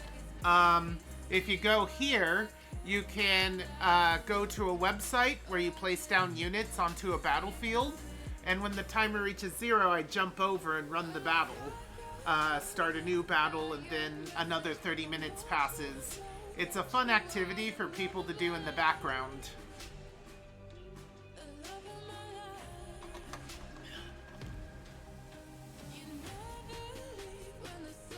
I just realized StreamRaiders.com and the little banner is kind of crammed together and tiny, so I don't blame you for not being able to, like, raid that properly.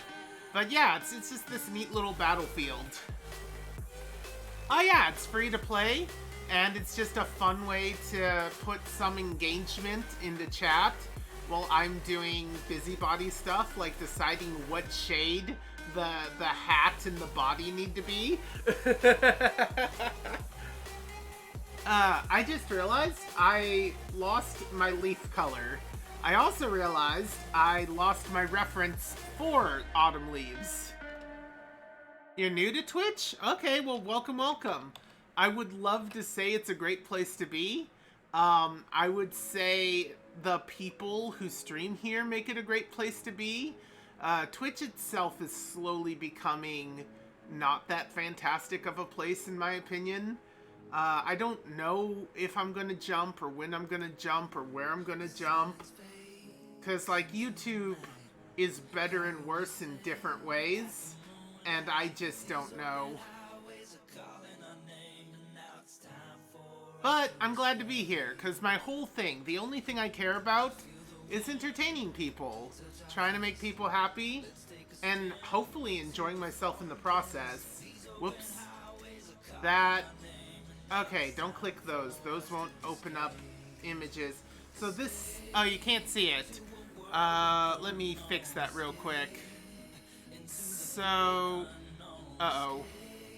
Here we go. So these are the kind of leaves I'm thinking of, these kind of golden yellow ones. And it looks like the veins are a tiny bit darker, and the leaf itself is a little bit brighter. So I think that's what I'm going to do in my art. Anyway. So let's, Alright. So let's get to the correct kind of golden autumn leaf, which I think is about there. And I'm going to want the veins to be a bit on the darker side. And I need this to be on the correct layer. Let's see here. I think I'll just do this with a brush of the appropriate size. And I think the appropriate size needs to be a little bit thicker. Though I could do this with vectors. If I can do this with vectors, I'm gonna want to.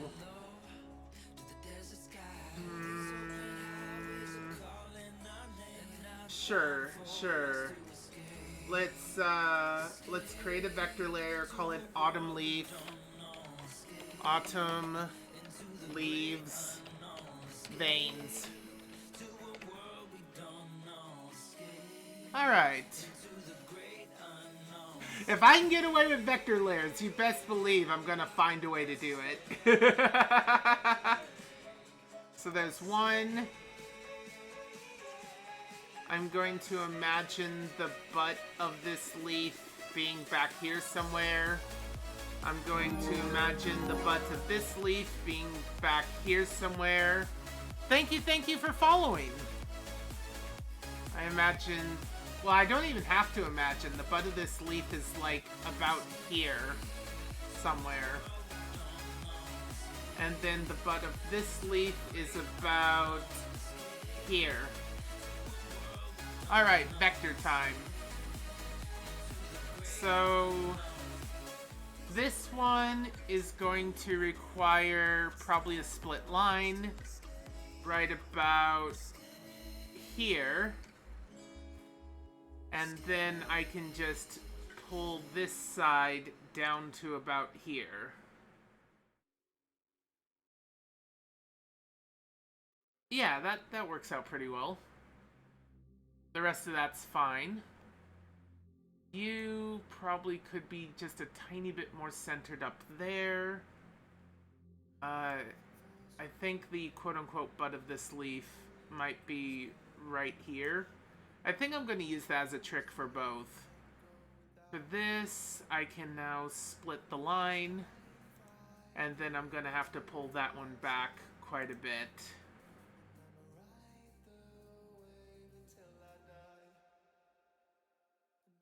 To about here.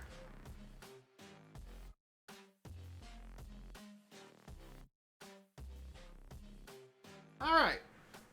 That's easy enough. Now, I guess I'm gonna have to do the same thing for this line. Again, let's make sure the tip of the leaf, I imagine that to be about here. Ba-ba-da-ba-da! Thank you for the epic vampire marble. Who placed it? It just says placed. Oh, here we go. Chiron, hold on. Chiron stream. Chironaya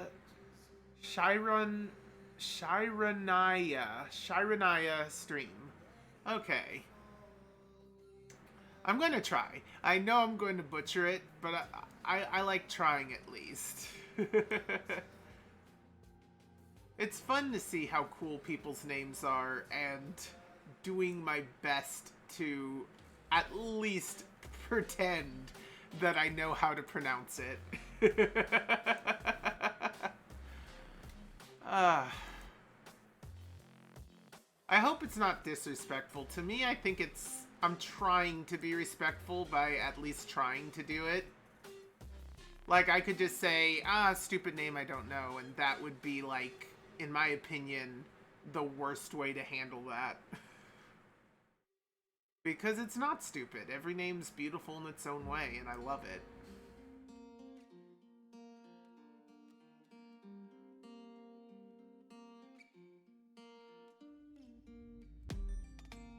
So I've come to Let's see here.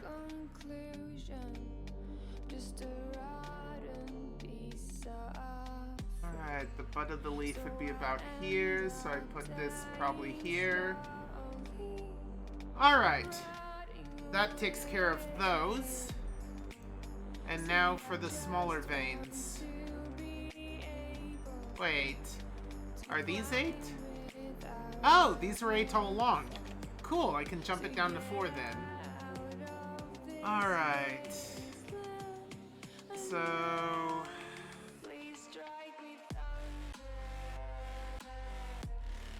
do leaf veins tend to be symmetrical? I'm gonna go with yes. If nothing else, that'll make them easier to draw. Though, I think yes. So I've come to that conclusion. I'm just one man amongst thousands. In this world I love But how long have I been drawing? Oh, hold on. The only thing you don't like about Twitch are the women's in bikinis. You know, it's technically not a... Yeah. Honestly, okay. So... Oh god, I could get into a big old rant about things Twitch is doing wrong if I let myself. But how long have I been drawing for? So, I think to a degree, ever since I've been a kid, I've been at least tinkering with drawing in some way or another. But, like, I wouldn't say I was super serious about honing my art until very recently, maybe like at most a year. Until then, it was just a fun thing I did occasionally. Let's see here.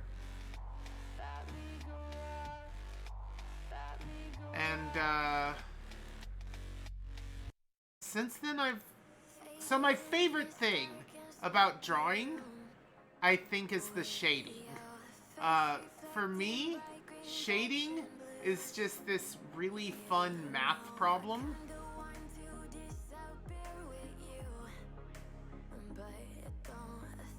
I figure out where are all the light sources, where's all the heckin' photons coming from and going to, what do I need to do to make those photons make sense? Like, where's the brighter area? Where's the darker area? I mean, I'm not a computer. I can't actually ray trace.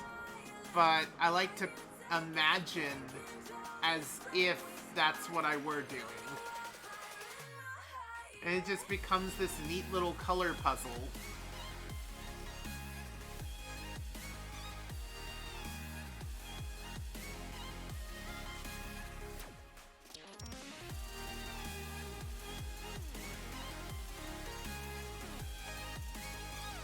But yeah, I think the number one thing I used to do as a kid very frequently, and here in a moment I'll show it off, I think. I used to love patterns and physical objects, things with like obvious, well, again, patterns. I would do something, let's grab a color that we haven't used yet. So I would on my school paper, I would just, that's way too thick. That's still too thick. I would draw like a bunch of these lines endlessly, like so. And just fill the entire paper with these lines. And then I would connect every two like this. And then I would connect all of those pairs like this. And then I would connect all of those pairs like this.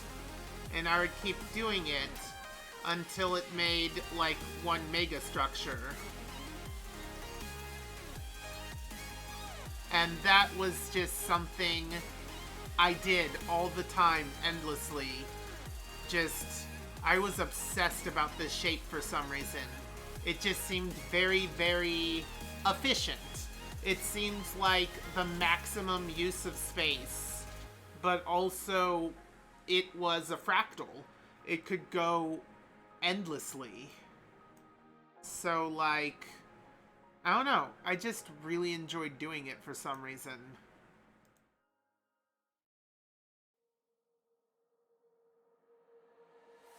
Anyway, back to this. Grab my color back. Make sure the size is correct. Alright. I think it was probably an autism thing for me. Let's see, when you were a kid, you thought like copying drawings from Google would make you better at drawing? I mean, yes and no.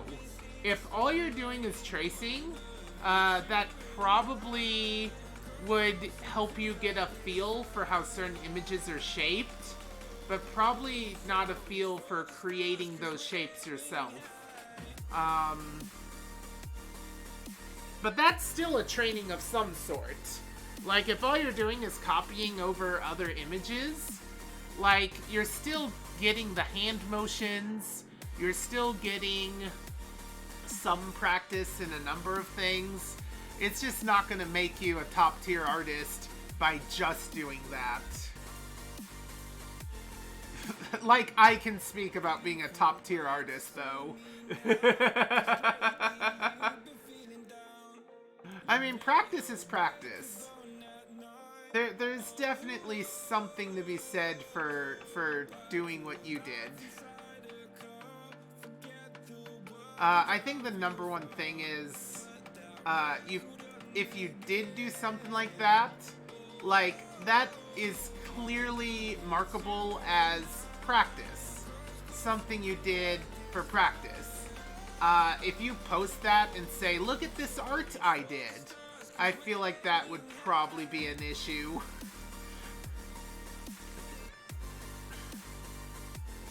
I did this. This was all me. I definitely didn't just copy an image from Google. I'm the greatest. I'm sorry. I don't... If I'm being a jerk, I'll try to stop. But yeah, no, I do think that is good practice in some... for some things. They say a lot of art has to do with how much you remember or how much you're familiar with certain shapes.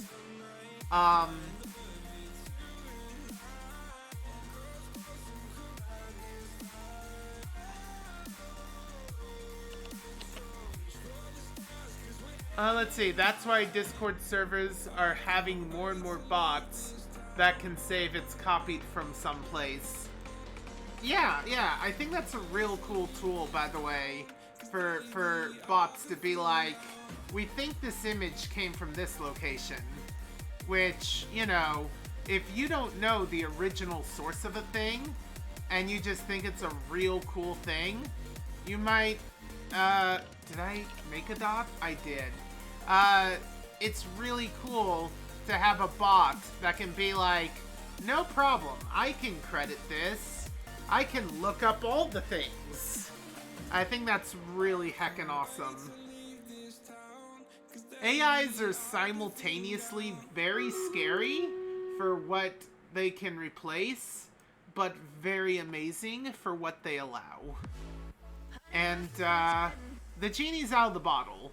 I don't think we're gonna be able to put it back in the bottle and be like, AI, now gone.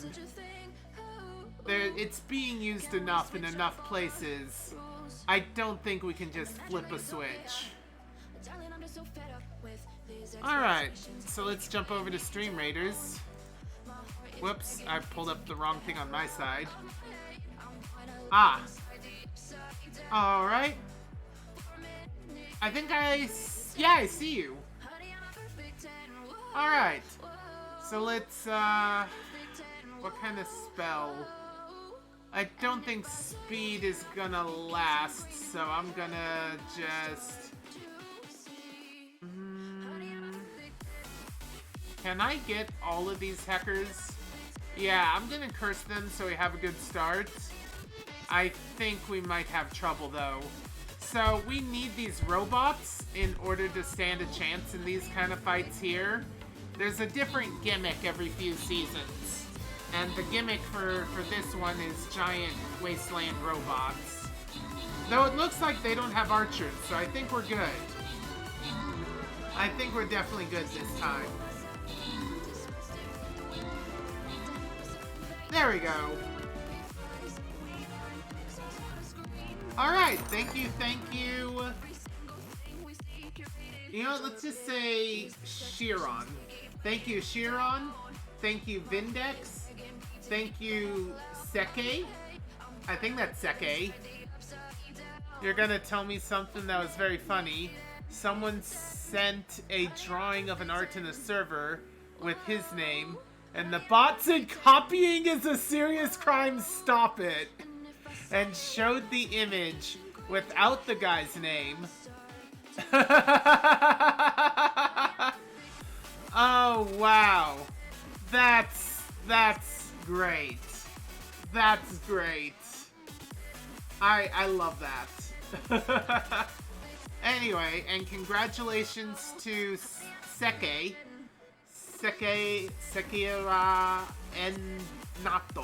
Enato. Okay.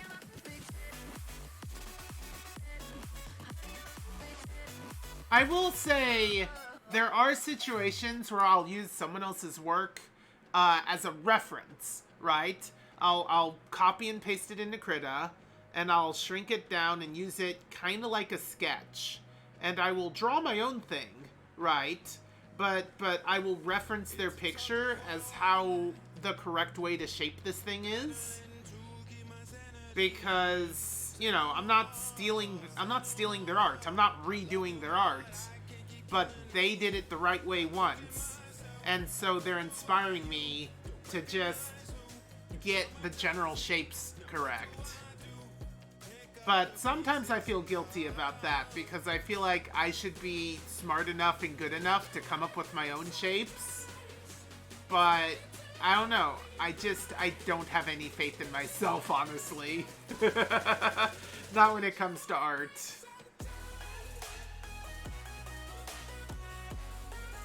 There we go. I need to place some vampires. Vampires count as defenders. So, real quick, kind of the points here. So this thing is a armored Colossus. So these armored units are the only ones who can kind of jump in and pilot it. And then this thing here is a melee Colossus. So only melee units can kind of jump in and pilot those. Which is kind of why I do the thing with specific symbols.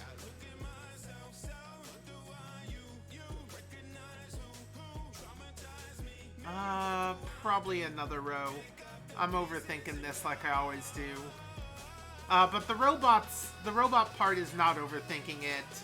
The robots can kick our teeth in if we don't get them before the enemy does. Though it seems like they're scaling back the enemy a little, which means we're probably good this round. Either way, you can join in the fun at streamraiders.com on almost any web browser, or you can choose me, Paul U Paradox, as one of your raid captains to get access to this map right here. You can play for free, posting 1 unit every 5 minutes for a grand total of 6 if you keep on top of this. Oh yeah. I can zoom in. So as you play, you'll get these little potion things. And when you get enough potion things, you can place down a large guy. As the raid captain, I place down large guys by default. Anyway, where are we? Oh yeah, we're jumping back to the art. Build armies. Squash the enemies. Have fun. Mostly to have fun. Alright, let's see here. Oh.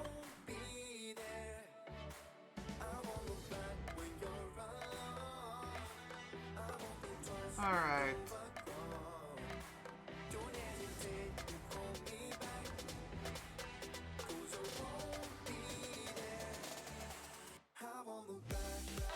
Bum bum bum bum bum bum bum bum bum.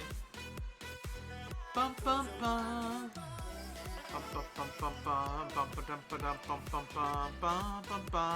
Hi, Oleanu! So, Oleanu's a good friend of mine and a fellow streamer. So, I'm making my character Erica as this race called a Shroomling. Shroomlings are pretty fun.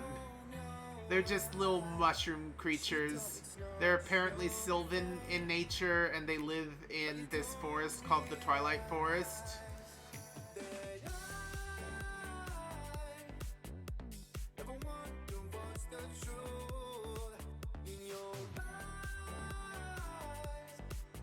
And yeah.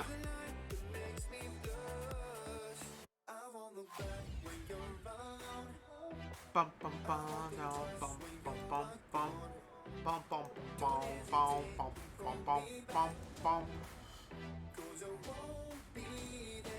Won't be there. Oh,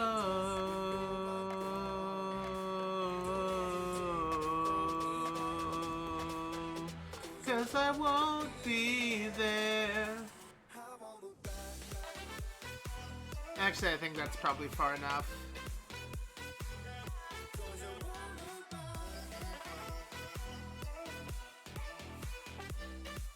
Whoops. I need to get that angle a bit better. Yeah, I have a question. How do they see if they have no eyes? Ah, that's a good question. Give me a moment. Well, So they do have eyes. So, you know what? I'll just do this over here real quick. So, typically, I haven't actually gotten to this part yet, but typically they would have, like, that's not working. Why isn't that working?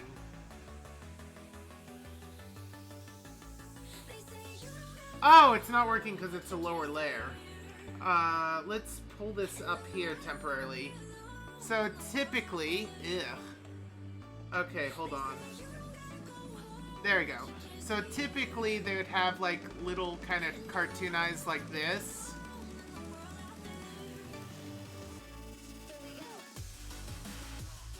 And then typically they would have like their nose region would have these sorts of like little lines like this. And then typically they have like little swirls over their cheek regions like this. And of course when I get to actually doing this, I'm going to do a better job of both color and placement. But yeah, they don't really have proper mouths. They kind of speak their own language. It sounds kind of like and it makes sense to them, but to everyone else, they can't really talk. Not without magic. They don't have mouths, so they don't eat by shoving food into a hole where they chew. They kind of just smack something onto their face, and then their face kind of absorbs and dissolves it as it kind of sinks into them. So that's more or less how that works. Hello! I am Sir Tatum! Good to see you, good to see you. Hope you're enjoying yourself. Anyway, so that's the sort of thing you can look forward to when I get to their actual, like, face. Anyway, back over to the leaf. Actually, I think I finished the leaf vines. Alright, so again, grab this. And then I think I'm just gonna polar reverse this, where I'm mixing white in with equal quantities instead of black. And then make sure I'm on this layer. Oh yeah, that's lovely. I'm gonna have to come back with shading and make that even more lovely, but for now, this is pretty good.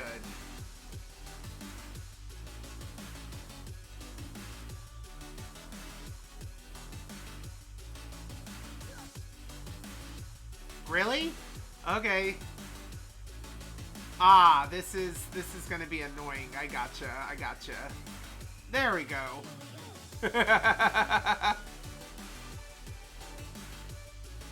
Let's see here. You're horrible at shading? That's fair. For some people, shading is the worst part. But again, for me, it's just this big ol' logic puzzle. For me, it's fun. But I absolutely understand not loving shading. Alright. What's the next thing that probably needs coloring? Probably the dagger. Alright. Actually, I just realized I missed an important part. Because this dagger is one of 2 spellcasting foci. Let's grab this.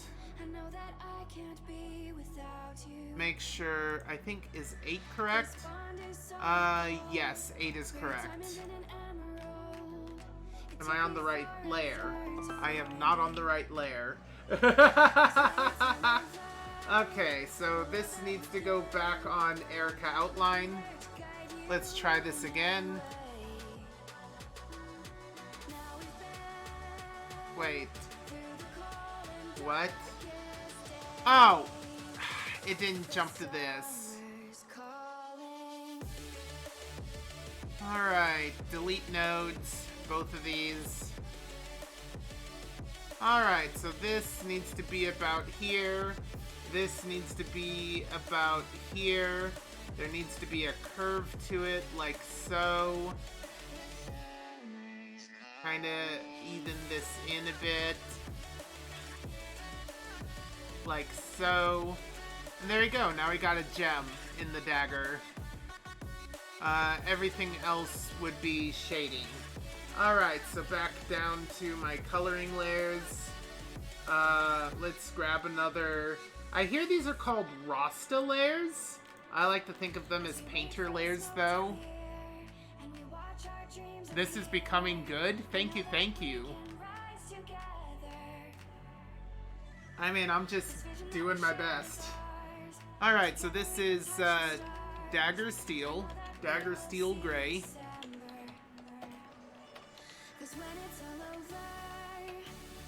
Alright. And honestly, it doesn't matter what my base color is, because I'm going to focus on this line here. And this line is the same in any palette. I might as well make it purple. Let's see. You're also sorry that your English is not that good, or if your English is not that good. Honestly, I mean, you might not be displaying, like, super complex ideas, but so far your English has been pretty spot on. I wouldn't critique any of it at this moment. So let's see. I want a kind of light steel gray, so probably about there. Yeah, it seems about right. The cross guard can be a slightly darker steel gray, as can the handle. Alright. And that takes care of that. Alright. So, where are the legs again? Oh, oops. What the dog doing? Oh wait, no, leg outline is on top on purpose. So the dress color is going to be up here. You know what, just to make sure I don't make a mistake, this is going to be dress weave. I'm going to call this the dress weave layer. Feel free to ignore that. Ah, Oleanu's lurking. What the dog doing? The dog's doing some heckin' art. Yeah. Alright.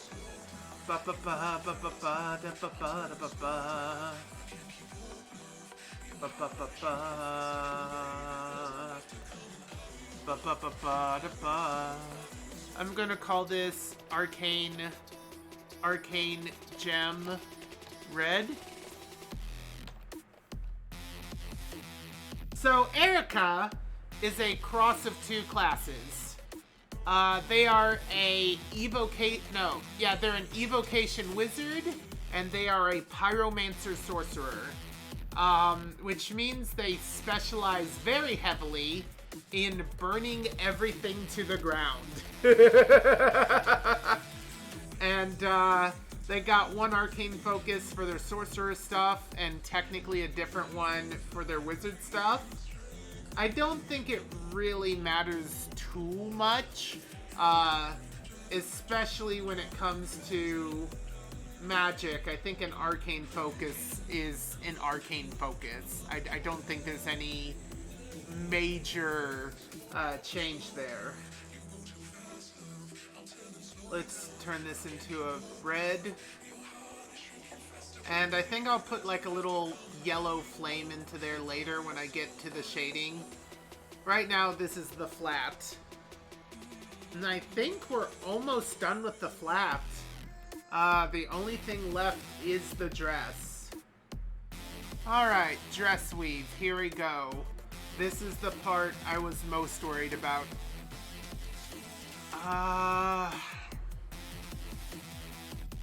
Is this something I can do utilizing vectors? Not easily. Okay. In that case, I think I know how I'm going to do this.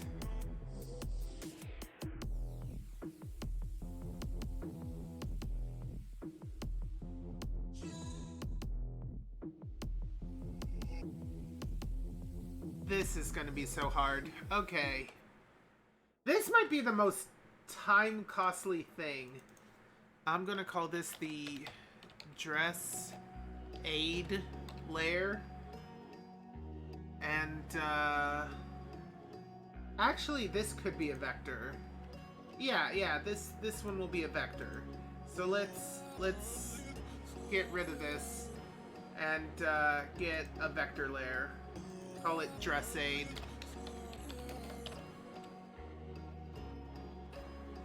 Alright. Because the thing I'm going to want, and I'll grab it from there. The thing I'm going to want is to have a line that I slowly move that kind of represents the flow of the curve. Because otherwise this curve is going to drift very heavily. And while it's allowed to and probably supposed to bend a little bit, I don't want it completely losing the flow of the curve. So this guide is going to help me over time as we build this dress. All right. So back over to the color I was going to use, which I think is actually, yeah, just that. All right. So back over to my pen. By the way, as a quick important thing, I guess, for anyone... Oh. Huh. That changes how I was going to do this a bit. Probably here, then.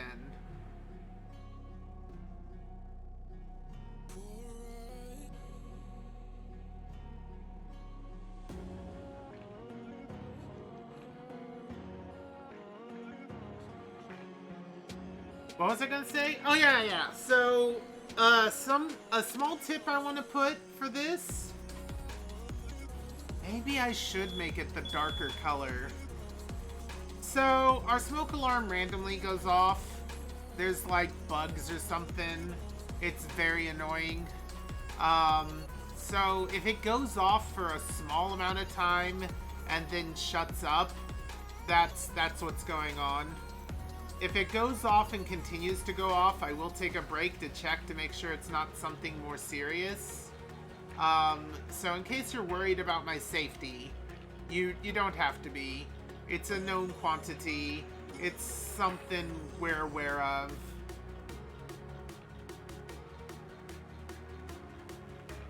It's not the best, but it is how it is.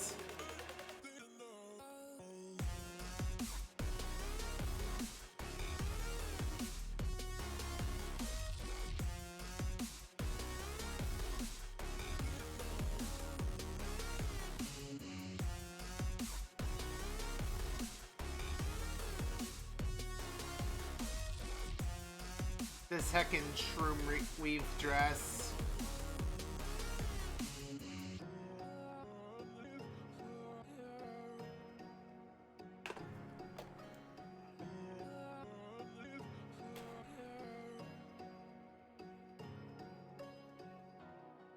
Anyway.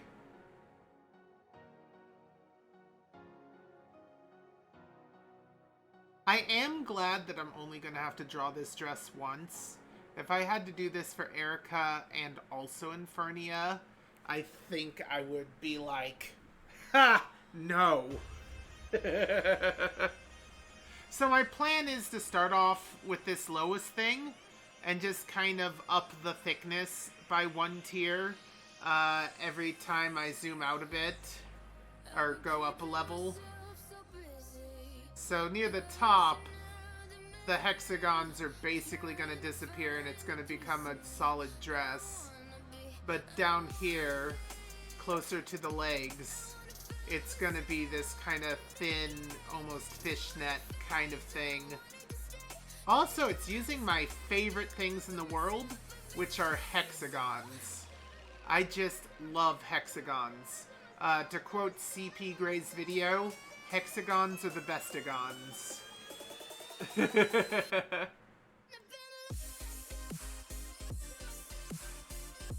Oh, I like how that kind of blends in. So this is higher than some of the lines. And so the dress is overlaying the outline, which typically would be an error, right? Typically you don't want things to overwrite outlines, but this dress is over the top of everything else. So this is a purposeful choice to break one of the rules for the sake of effect. And I think it's gonna work out lovely by just the look of it so far.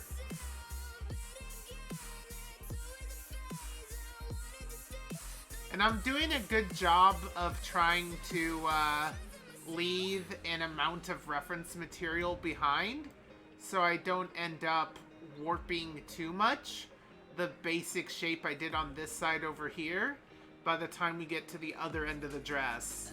Because this is gonna take a while. These hexagons, this choice to use this weave for the dress is one that I'm going to be regretting by the end of this for sure. But it's also going to be a thing that, like, I believe will look pretty, well, pretty by the time I'm done.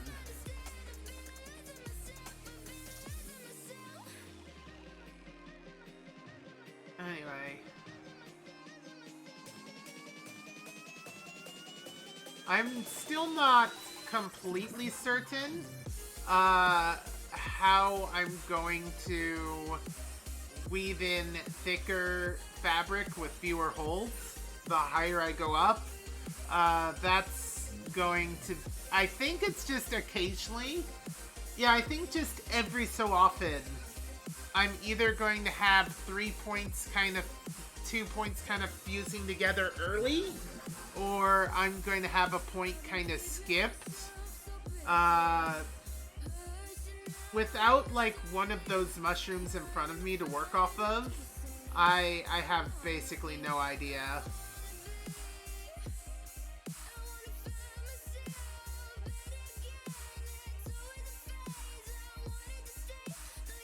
Oh god, I got so much more to do. Oh, this is gonna be painful by the time I'm done. Luckily, I'm going to have less and less work to do the further I go. Unlike the Towers of Hanoi puzzle, where you actually have more and more to do with every iteration, I should be getting less and less to do with every iteration. So that's good. It's not going to take exponentially longer to do each layer. That would be probably a pain to watch, and it would absolutely be a pain to do.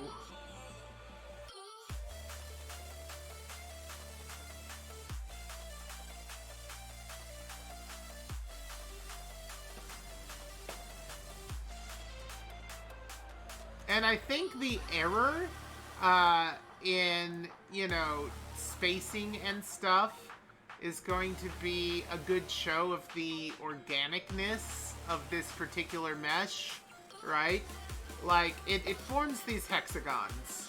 that are, you know, pretty regular, pretty well patterned for the most part.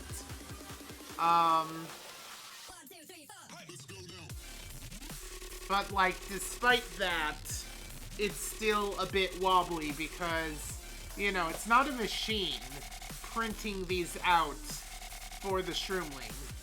This is, you know, Erica's dress wasn't made in some perfect factory by perfect little machines that always turn out the exact same thing.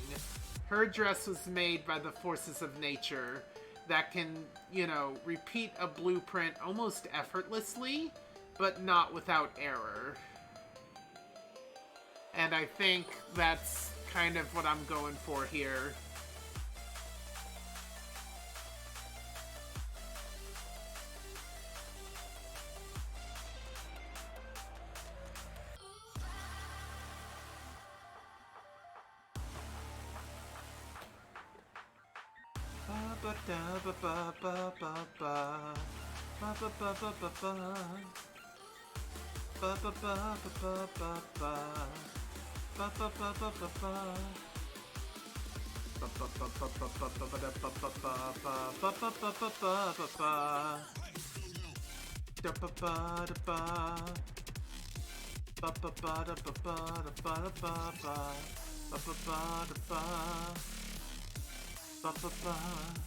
By the way, for the record, recently, so whenever Erica goes to bed, there is a chance that she'll wake up as Infernia. And, you know, this doesn't happen super frequently, but if she goes to bed while Infernia is particularly upset, it becomes significantly more likely. And typically Infernia isn't, like, abnormally upset. Like, her default is a 9. And she can raise it up to, like, an 11 or even a 13. So, you know, she always has some sort of emotion behind her. But she's not typically riled up enough to wake up as her very frequently.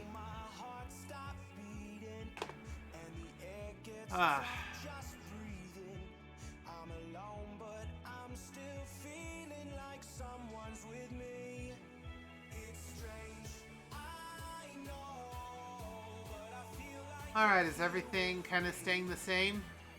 It is. I'm pretty happy.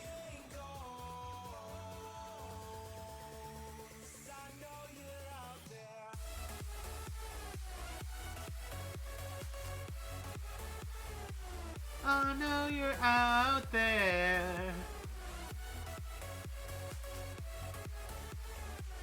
I know you're... It's strange. I know that you're out there. Oh, know that you're out there.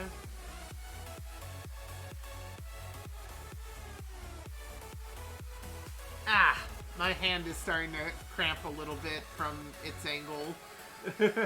By the way, I don't have a tablet. This is with a mouse, which is actually what makes vectors even more important. Time is unfair, 'cause I know you're out there somewhere. I just realized I probably don't have to worry about my repetition getting particularly wide or thin, because the shape I'm drawing is a very known one. It's effectively hexagons, and without making perfect hexagons, just the fact that I have a height limit that's been pre-decided for me kind of limits how far I can do this. Like, as an example, right? I couldn't probably get away with something like this, because, like, that would just make no sense with the height I have. And I probably couldn't get away with something like this, because like I could easily see that's not even close. So I don't think I even really have much of a chance to devolve into either of those examples.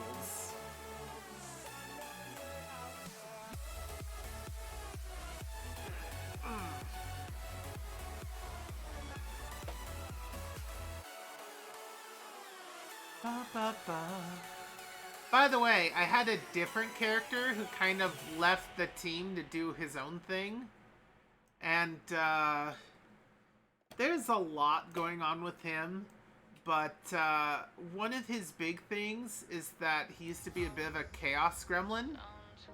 And his chaos self kind of got pulled separate from his kind of almost lawful good self. Or at least neutral good self. So there's two of him running around. One is 100% Chaos Gremlin, and one is not 100% Chaos Gremlin. And I recently learned some things I can't talk openly about them. And I'm very excited. I'm very, very excited. Anyway, Stream Raiders is about to trigger, so I'm gonna take this moment to jump over. Oh my goodness! Oh my goodness! Look at all these wonderful hackers! Holy heck! Holy heck! Okay, so typically I like to thank each and every individual. I think I draw the line at 20. If there's 20 people or more, I cannot name you all, and I am sorry that I am not naming you all. But suffice to say, thank you all so much. Thank each and every one of you lovely hackers so hecking much. I don't have words. This is gonna be fun. Alright. I'm gonna speed up them so they have a chance to get to the Colossus. Let's go. This is overkill. This is the worst incident of overkill, like, ever. Alright, we got one robot up and running. I think we already won. We already won before they could even get to... Well, they got to the other robot. They made their way over. Congratulations, Honor Pro, and congratulations, Agligma, and thank you. Oh my goodness, thank you everyone. I can't even. You guys, you hecking wonderful, insane guys, just thank you. We're heading here. Alright. Rogue doesn't have an associated Colossus, so I'm going to just put him here. And that's the other Rogue I needed. Both of those are melee Colossi. And that third one in the middle is a defender. So let's get 2 rows of melee there. 2 rows of melee here. That one over there is also a melee. Let's get probably 3 layers of defense up to about here. And let's get defense at least 2 layers across here. Maybe a bit more here. But then like warrior for a good chunk of this. And then everything else is free for all.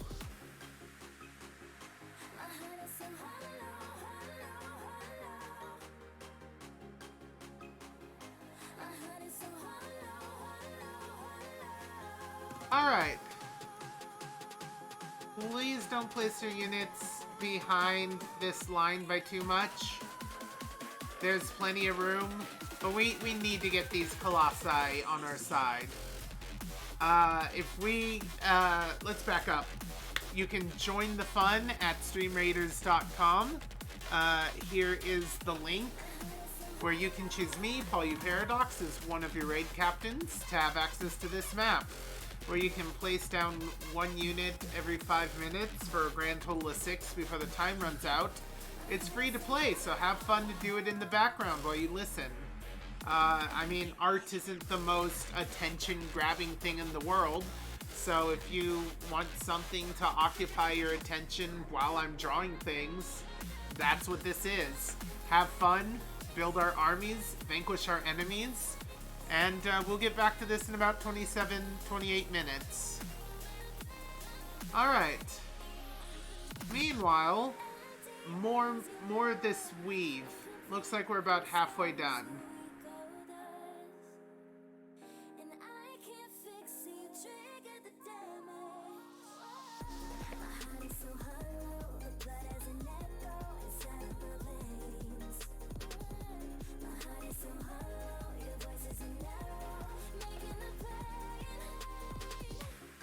Alright. Continuing the mushroom weave. And this part of the dress is going to seem lighter just because of how thin the material for it is. And that's, again, part of the design. I will be increasing the thickness by 1 tier every layer until I reach a tier where I'm like, yeah, this is the final thickness.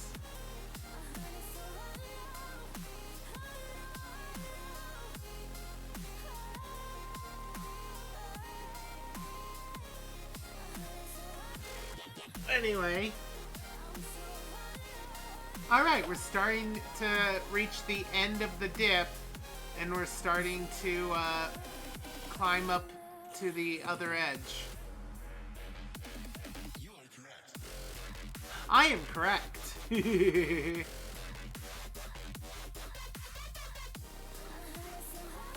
I just realized it's a bit late now, but rotationally speaking, the edges should be thinner.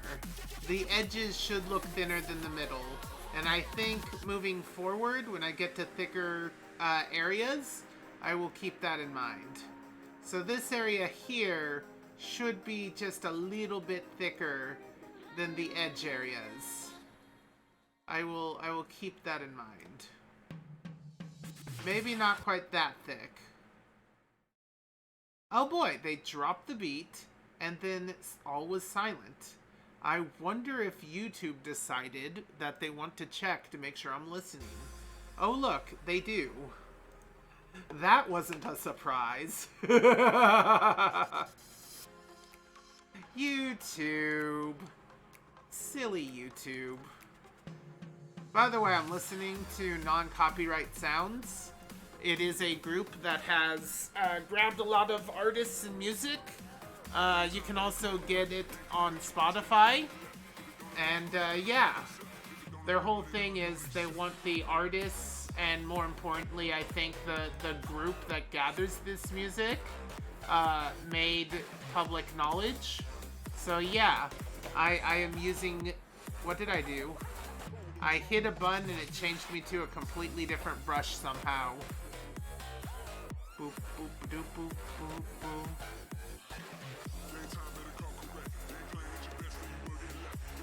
Alright.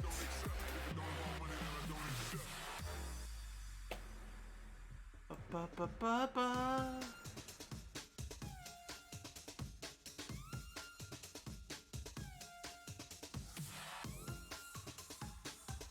Ba-ba-ba-ba-ba.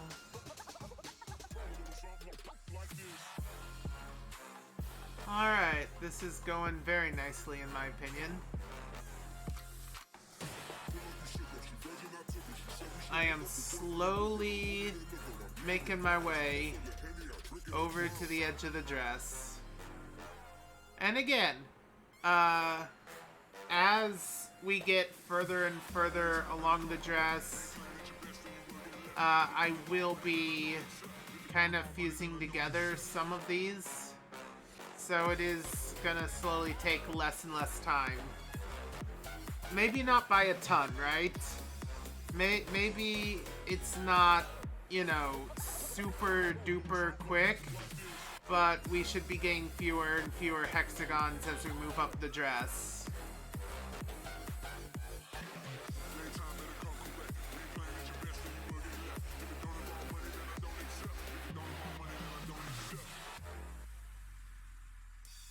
Okay, we should start getting a little bit on the thin side.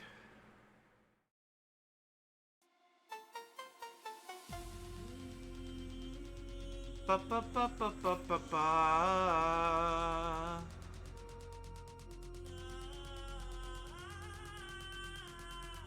Ah.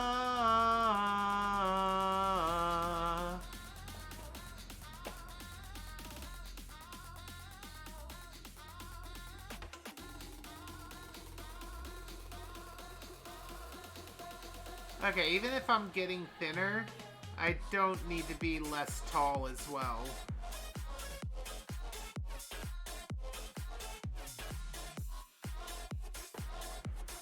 Alright.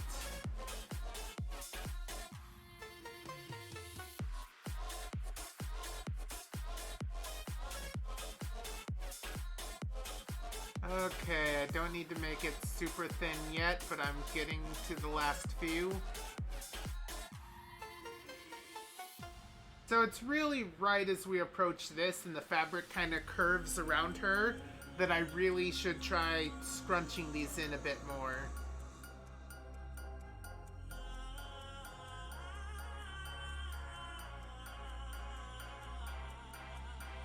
And again, you can see the shape goes over the outline because the dress is kind of outside of the main character, as it were.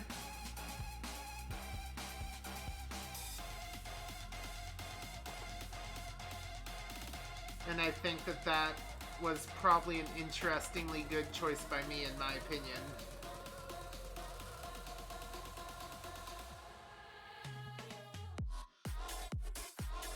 Okay, from here on I need to make it thinner and thinner, probably. So let's try not to make it too thick from here going forward.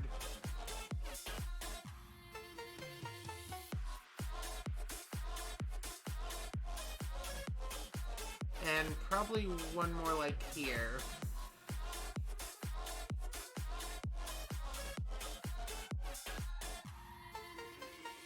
Alright. There's that row. Jump over to Dress Aid. Jump over to Node Adjustment. Make it a little bit higher, probably to about, I don't know, there.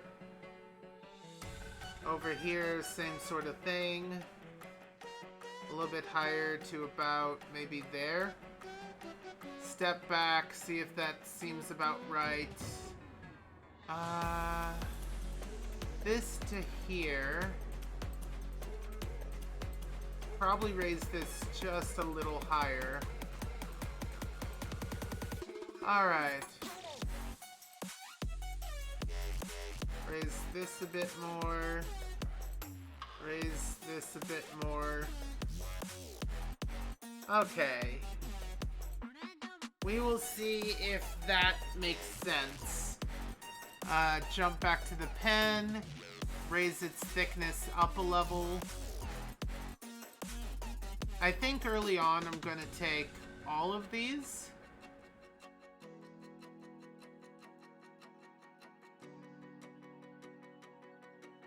And then I think I'm going to do the same thing over here. And then that will help inform the actual height of this guideline.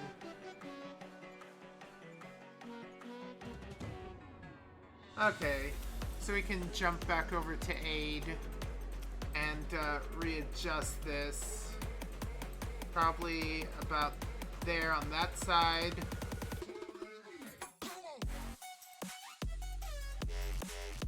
Probably about here on this side. Make sure the curve still makes sense. Probably pull this side down a little bit. Yeah, I think that's good. Alright. Back over to Dress Weave. Let's go.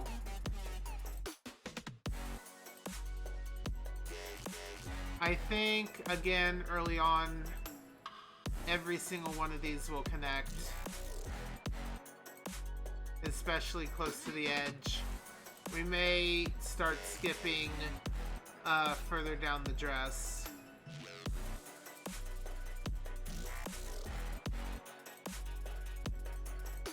Welcome back. We're still working on the dress weave. We have increased the thickness a little bit, and we're just drawing our hexagons. I think, actually, here's where there's some crowding.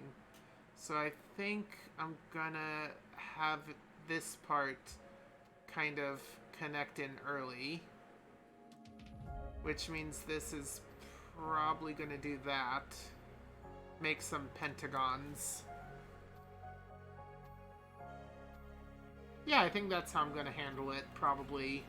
Alright. Well, now I have a plan for future mergers like that. It's not going to be very frequent, but I am going to reduce the number of hexagons as the weave gets thicker. And now I have a technique to do it.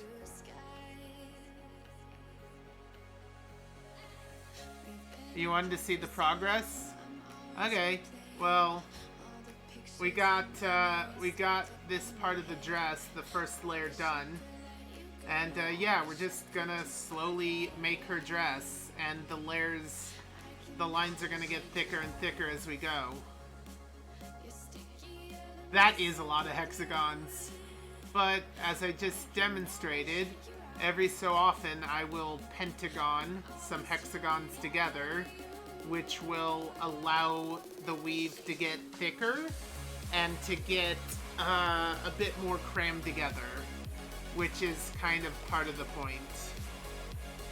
So if ever, like here is actually a good example. Here's a very, very, very thin hexagon. I think right there is another example where the fabric would kind of merge together like so.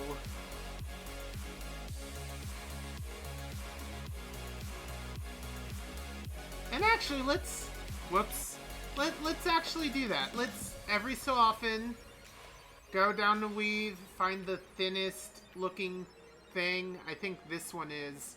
So, I don't want to see too many too close together, but you know what? No, I think I'm gonna reframe. I think I'm gonna slide a bit.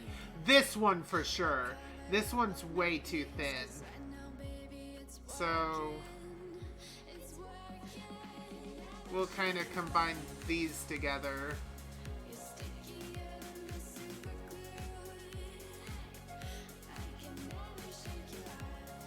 And I think this kind of quote-unquote error, this kind of merging, is the kind of thing you might see in nature. Where it's like basically the same shape, but it's skipped a layer. And I don't think this should happen too frequently. That's the big thing. I want it to happen because I want to reduce the hexagons, but I don't want it to be like super common. I think here's another good one. It's a bit further back. This one's kind of narrow. This, I think, is a good one to do.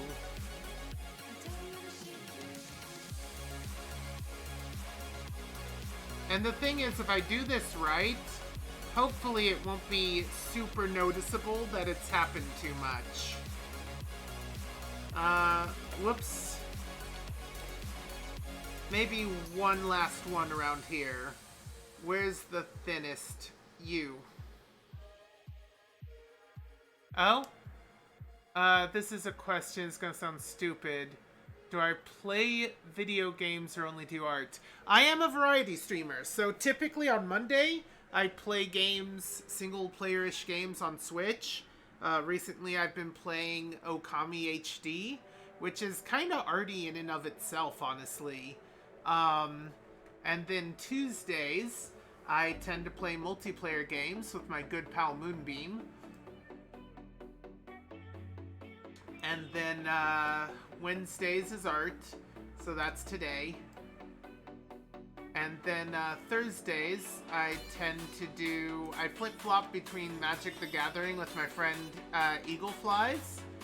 And I plan to do, the rest is going to be hexagons. I plan to do some stuff with my boyfriend. Have I played Cuphead? I have not, and Cuphead is not typically the kind of game I'm super into. Like, I like the art style, right? The rubber hose animation thing, that's good. I love it. But I'm not much into that sort of... The gameplay isn't quite what I would like, I think. Though, you know, Cuphead's a pretty good game by the look of it. The right kind of person would enjoy it very much, I would think. You know what? The good thing about these fancy double hexagons is that they're likely to kind of spread the weave, which means they shouldn't be landing on top of each other very frequently, because the gap they leave behind should be wider than what came before. They're kind of squeezing out of existence these hexagon peaks that are way too thin. So if I'm lucky, and if I pay attention, it should be fine.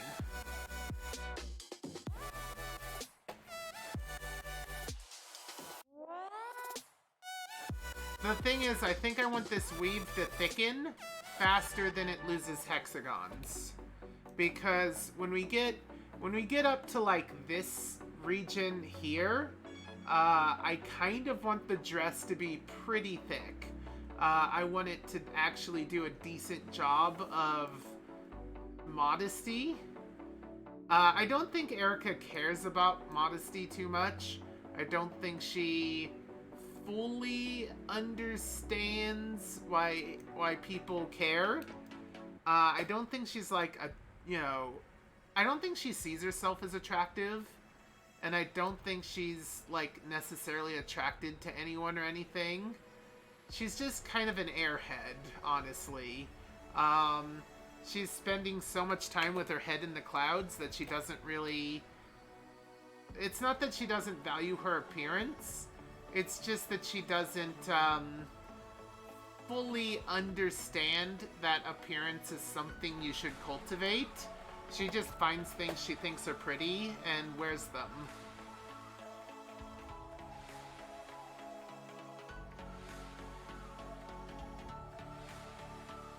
And now that she's a mushroom person, funguses, to my knowledge, having no genitalia in the sense that people think about it, she even more doesn't have to worry about covering up. Like, it's not like she doesn't cover up before, but, you know, she tends to be a little bit socially awkward, but fairly intellectual. And so in her mind, if she doesn't have, you know, bits to cover up, then why would she need to cover up at all? Like, you know, she's not gonna go nude anywhere. Like, there's some amount of, like, you know, clothing is still kind of important. She's not gonna just not clothe, but, like, it's less of a concern to be perfect, I think.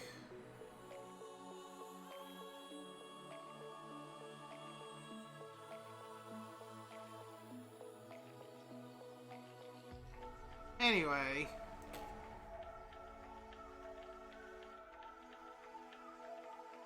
I don't know. This is just what I imagined.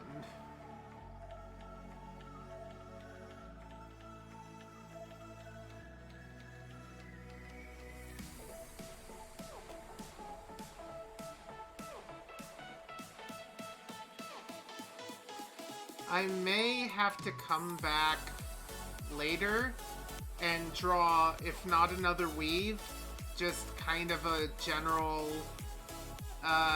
darker area back here to illustrate that the weave has gone all the way around her body.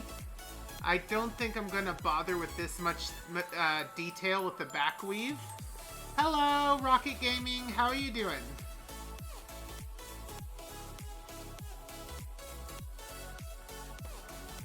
We are drawing my character from D&D, Erica Emberwild, as a mushroom person, otherwise known as a shroomling. Ba-ba-ba-ba, ba-ba-ba-da.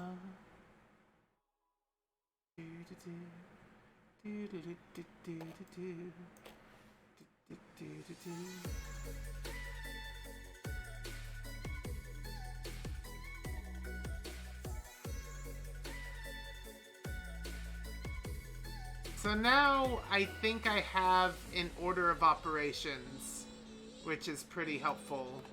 I think I understand the way I'm going to progress this weave forward, and it is pretty helpful to have a system.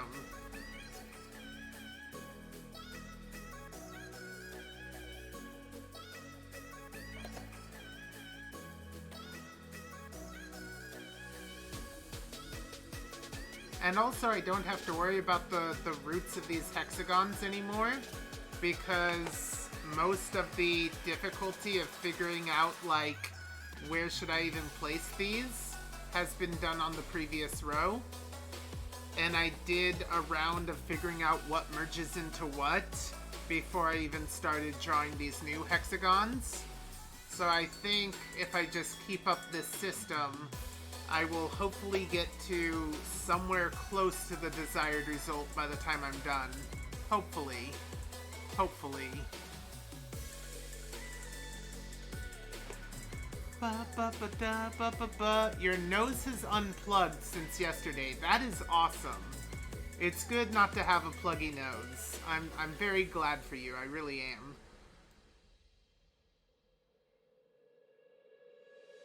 Oh yeah, I love hexagons. To quote CP Gray from YouTube, hexagons are the bestigons. They just are. Have you seen those mushrooms with, like, the kind of mesh net around them almost? This is meant to kind of mimic that. Your nose is still plugged since Monday? Oof.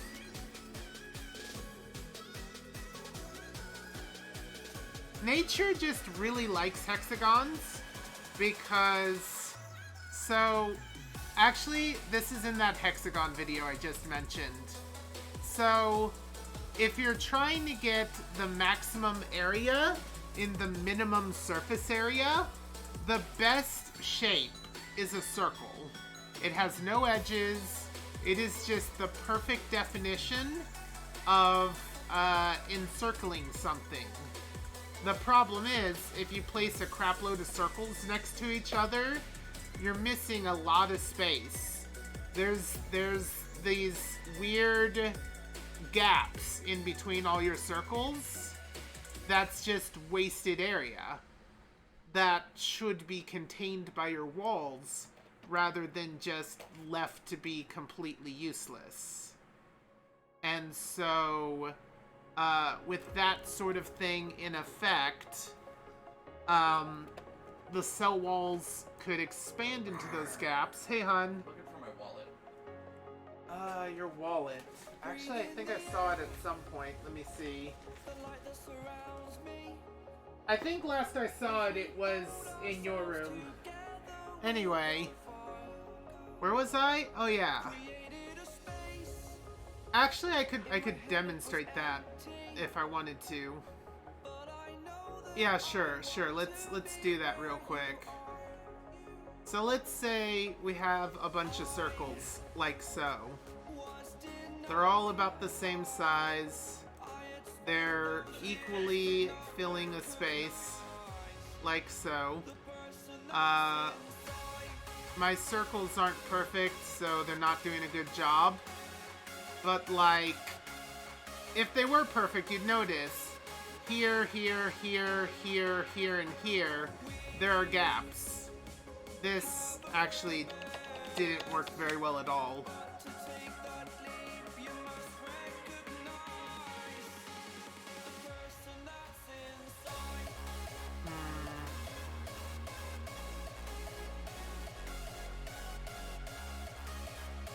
Nope.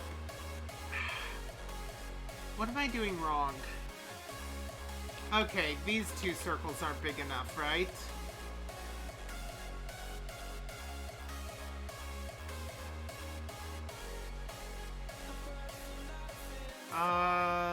Yes. And then here, here to here to here.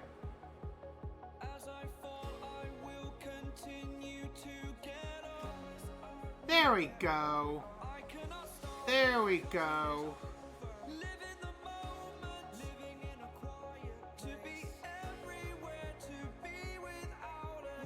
Alright, but as you can see, this leaves these gaps. And if you were to just divide this space up and get rid of... Where's my eraser? Oh god, my eraser is way too huge. And is still way too huge. So if you get rid of this kind of cluster here, filling in those gaps, that looks like a corner. And if you just keep doing that, you basically end up with hexagons. Like, I think you can just trust me at this point. If you filled in all those circles, you just end up with hexagons. And so that's just kind of the perfect shape. Because it's as close as you can get to a circle without actually doing a circle, and it does take up the whole area of the containing stuff. And then you can place them uniformly next to each other. Of course, that works well when it's done with intent. I think when it's quote-unquote grown, sometimes it doesn't work quite that way, especially when the volume is shifting, right? It works for tiling a plane, but what do you do when that plane is a wobbly, sort of circular dress thing? That's not quite a plane. And so you still end up with hexagons, but some pentagons are kind of spliced in.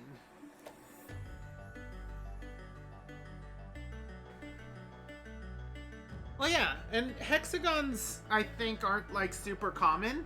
I'll be honest, I did a soccer ball once. A soccer ball had pentagons and hexagons kind of fused together. Actually, I can show you that. That is, this one. When I did this at full scale, that was, hexagons and pentagons all kind of embracing each other. Let's see. And yeah, they are one of nature's strongest shapes. With 12 seconds left, I'm gonna jump over to Stream Raiders. It looks like we didn't quite have the flood we had last time, which is a little worrying. I'm gonna speed up this group, because that group is likely to get where they need to go. Thank you, Shiron. Thank you, CW Tiger. And thank you, Seke. Let's go.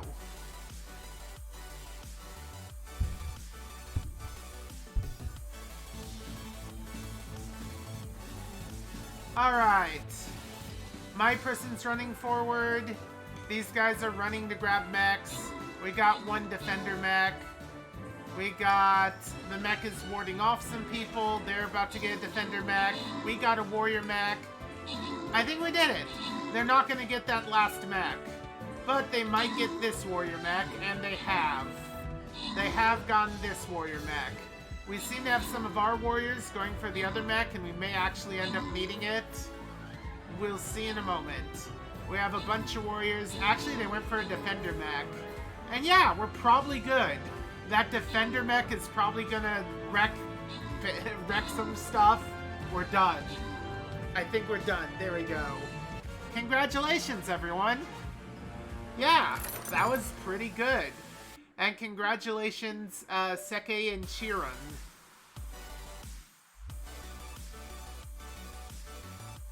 Alright, so I need a vampire. My army can level up? But who? Ah, there you go, the shinobi. Sure, why not? I earned event tokens by leveling up a shinobi. Oh! Okay, this is my favorite kind of chest to go after. This is what allows me to have a whole bunch of really cool skins. Because I don't have money to buy skins. I am a poor freaking person. I'm gonna put my Defender Vampire here. And let's see here. We are going to want a lot of Defenders here to try and grab those. We're going to want even more Defenders here to try and grab that. And we're going to want a lot of ranged to try and grab this one. The rest of our force should probably be deployed here and here to try and hold back them from reaching these mechs. These guys I don't really worry about. So I think we're good.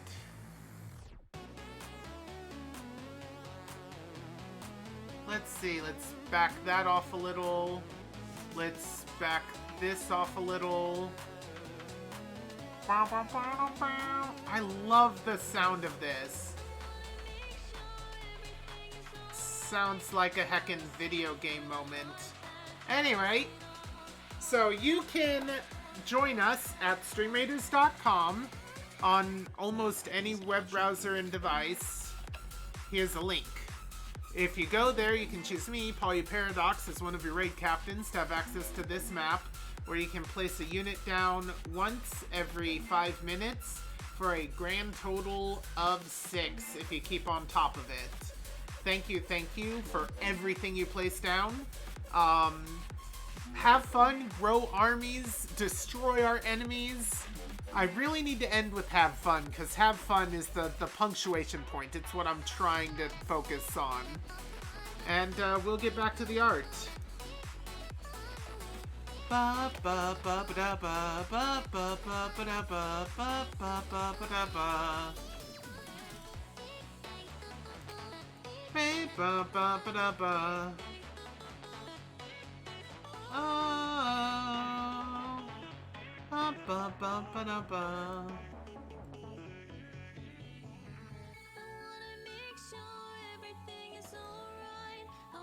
You sometimes hear FNAF music, and some of them are complete bangers. You should make art for FNAF mods? Maybe. That could be fun.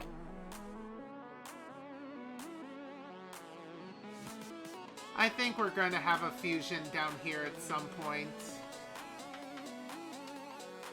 Because, yeah, it's getting very thin. Like we wanted it thin, but now it might be getting a little too thin. Alright, so we're going to get rid of that temporarily. We're going to jump up the size another level. So probably something like this. Probably a little bit of this just to be visible. And a little hat. Like so. And then over here, kind of the same sort of adjustment. We're going to want to kind of see this. We're definitely going to want to see this. And put a little hat on top. Alright. And then we can turn this back on and change to it. And grab the nodes. And kind of raise the roof a bit. To about there. And then raise this roof over here to about there. Make sure the curve still fits. If anything, I think we want this to go just a bit taller from this point forward.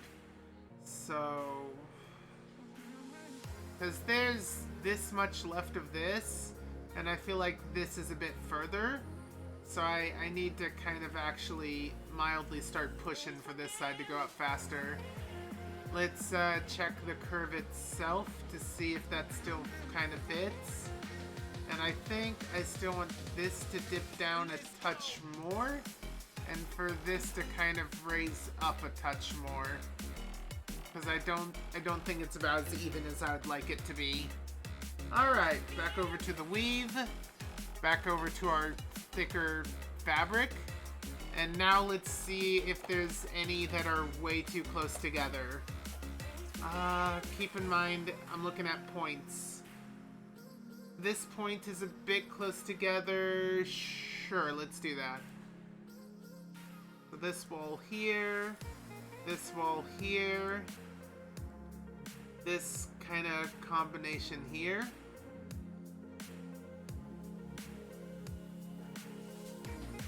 Alright, where are the next two? We're going to want to squish one somewhat in between these two. And it looks like our thinnest one that's kind of in this region is probably this one here. So kind of raise this up a bit, raise this up a bit, kind of come up with this squished point here, and line that together. Alright, between that little fusion blurb and this little fusion blurb, I think this one's the thinnest. So we're gonna fuse these together.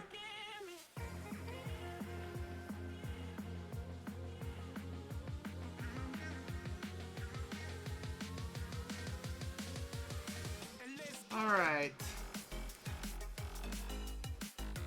Let's see here.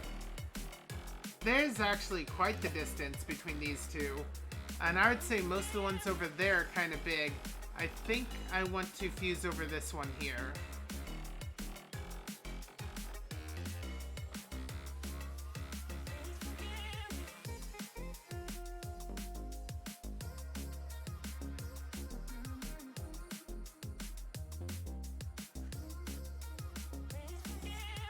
There we go.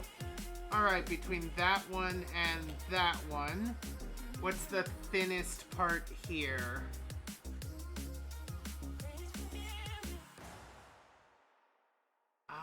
The thinnest part here, I guess, is this one.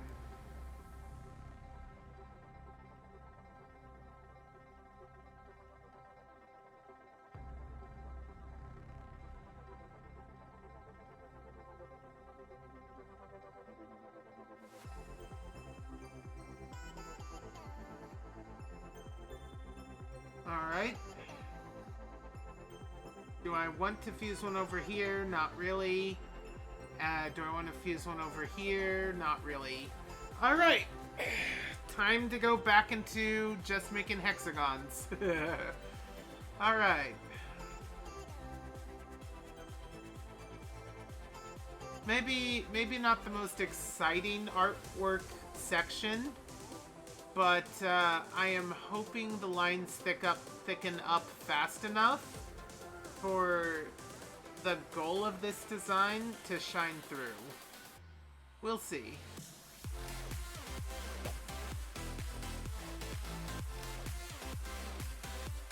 I think, yeah, the fusions definitely succeed in making the gaps wider, but it looks like it takes a layer for the widening to seem to take effect.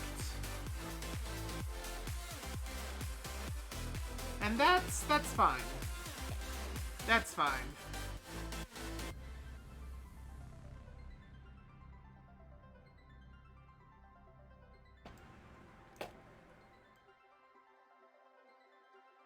This is almost like fishnet.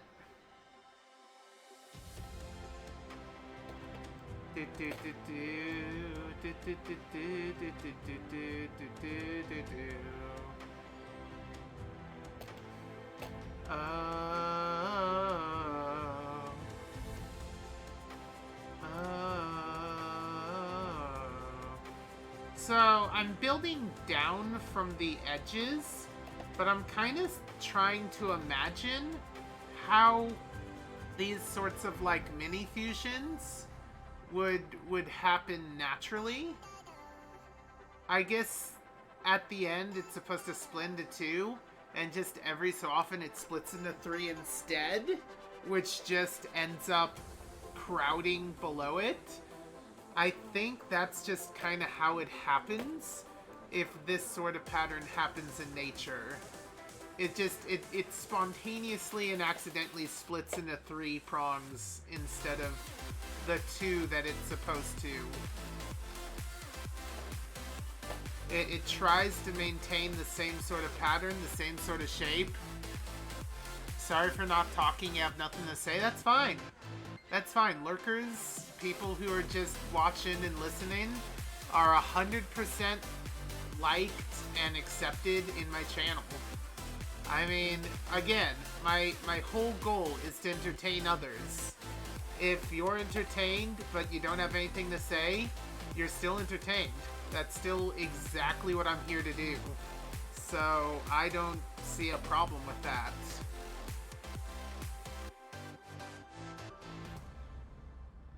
I think because I kind of doubled backed a lot on the previous layers, it's a little hard to see how much this is even thickening.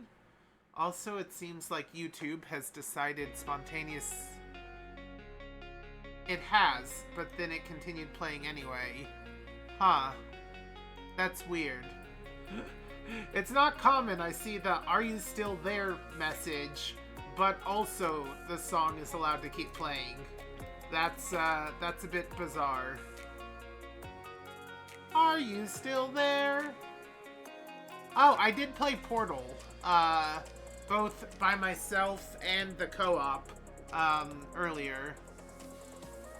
You're trying to think of something to talk about? I mean, we're in an art stream, so you can talk about different arts you have done and different things you've learned doing it, different techniques and such.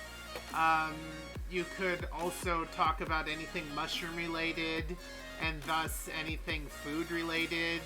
Honestly, just any subject. I don't have a menu of subject topics. Honestly, just any interaction is good interaction. And if I'm entertaining you, even if you're not, like, actively interacting with me, like I said before, that's still a positive in my book.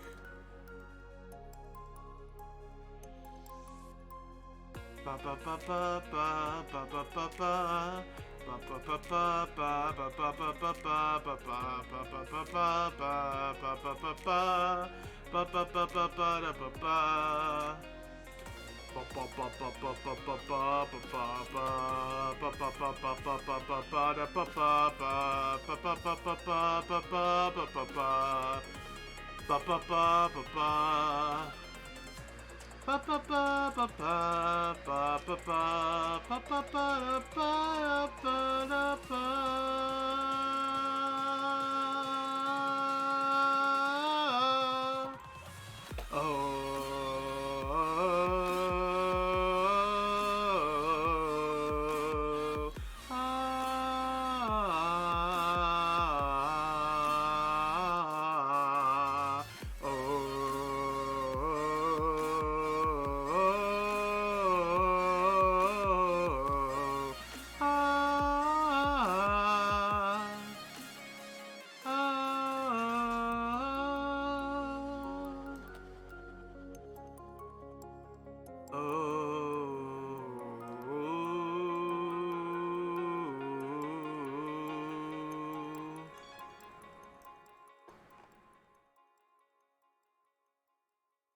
Either the browser doesn't like Stream Raiders or Stream Raiders doesn't like your internet.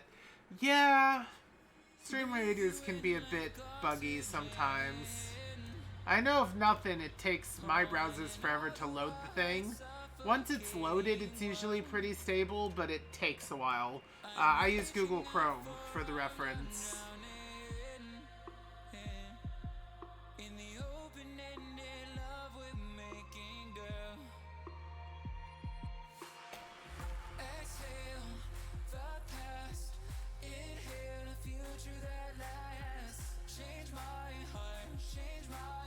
Let's see. Oh, thank you. What do I think of the furry community and furry haters?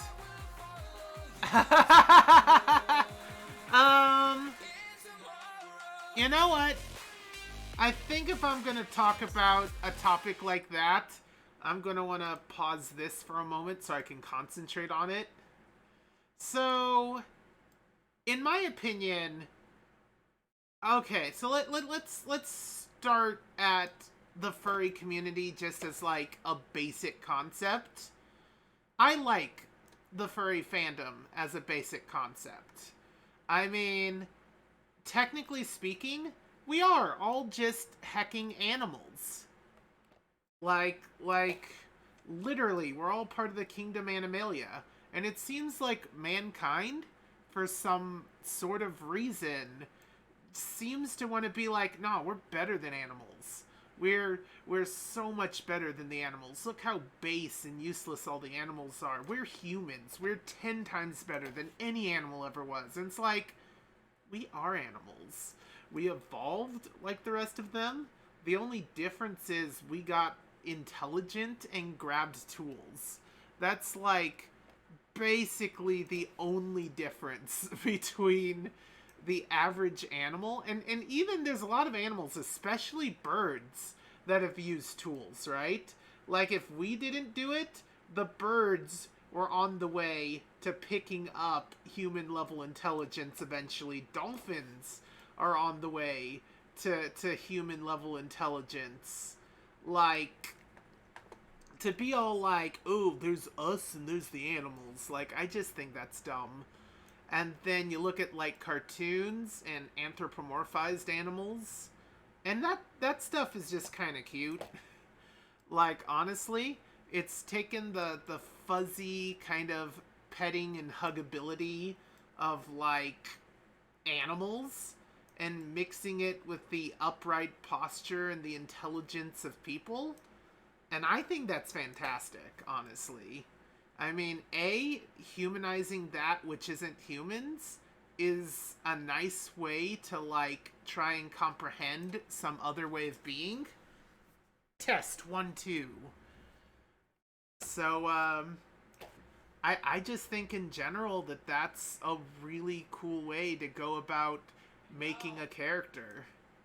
As far as the fandom itself, there is a lot of good, there is a lot of bad, there is a lot of ugly.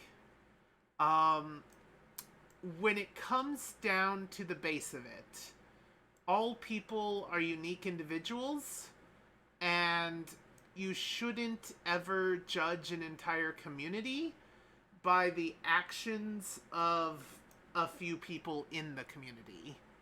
So I'm going to start with that. There do exist, for lack of a better word, drama queens. There do exist people who are kind of tone deaf to social interaction. Hello. And so because of this, some of it being children, some of it just being adults that never quite grew up. Because of that, we have some situations that really probably shouldn't have happened or be happening, that leads to other people seeing these outlying kind of upsetting or annoying 9-second delay. Holy heck. Keep in mind, some of that delay might be how long it takes for me to notice that you've said a thing. So keep in mind a small fraction of that is probably related to me having a split attention. But yeah, so, you know, I think they're some of their heart's in the right place, but if you just lack the ability to handle social interactions well, to understand, hey, yo, some people might not be up for some of the activities that you're just kind of assuming everyone wants. Some people might not want you to do some of those, things in public just because you're a fluffy animal thing. There's still some standards. You counted the time between Hey There Fuzzball and hearing it on stream. Oh, that's smart. Because, yeah, Sammy takes care of that. And the moment Sammy gets the input, it outputs immediately. And, that was actually very smart. Where was I? And so, like, I don't know. There's definitely a lot of room for individuals in the fandom to kind of get their acts together and kind of realize some of what they're doing is just not okay. Do I have furry art in my... Okay, I do... Yeah. So I am a furry. I'm just going to put that right on the table. I am a furry. I don't just have furry art, I am one.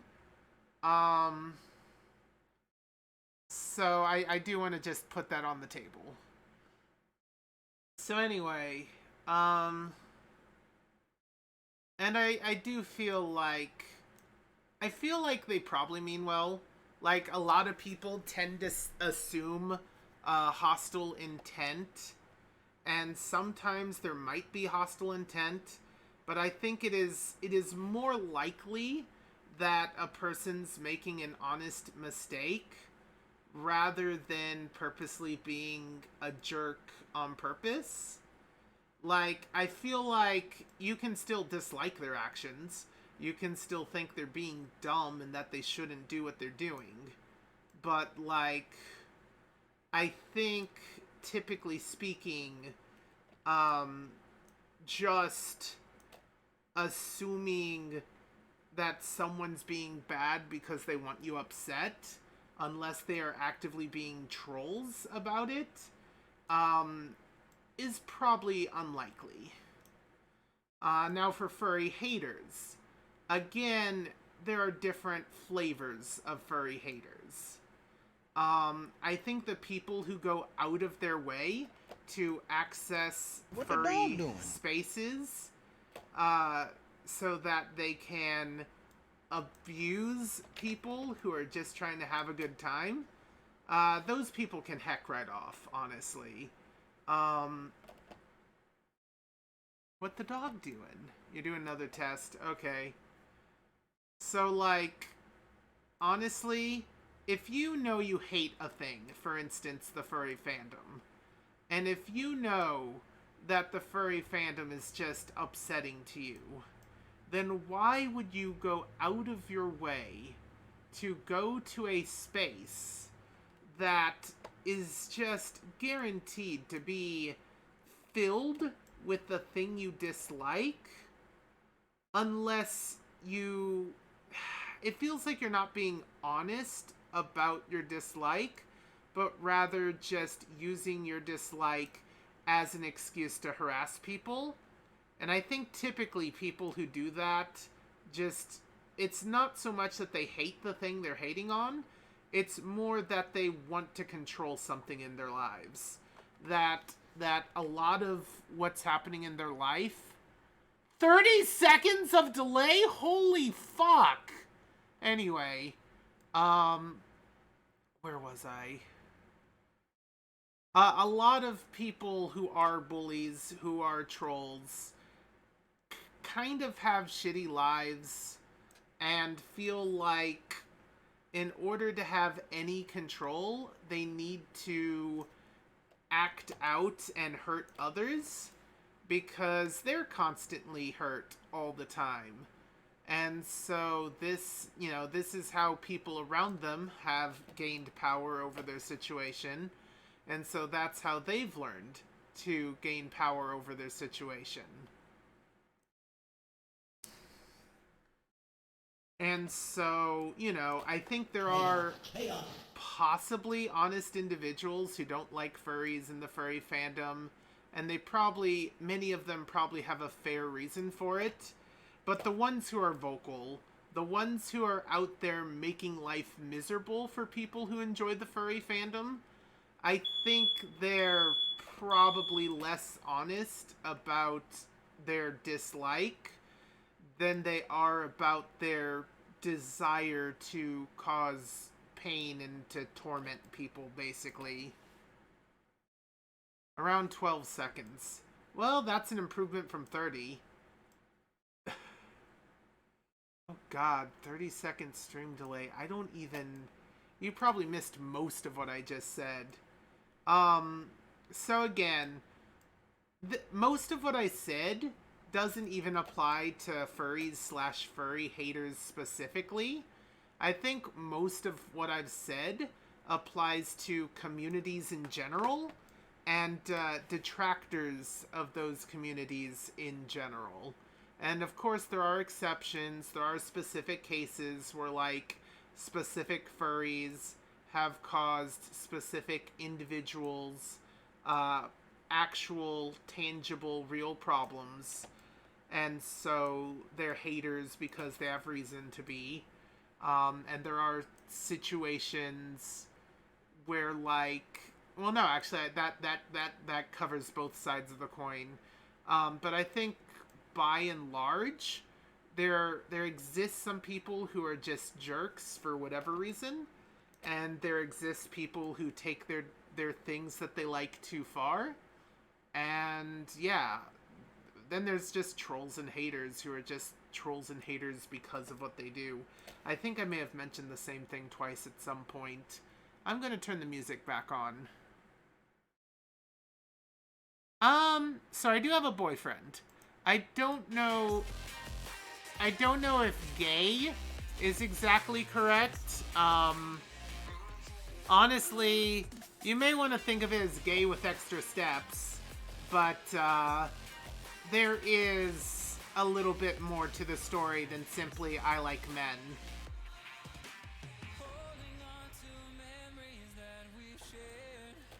And you know, in the end, I don't really, like, it doesn't hurt me for people to assume, oh, gay, because, like, you know, okay, so there's a lot of people who get upset for, like, sexualities being assumed, or pronouns being assumed, or something like that.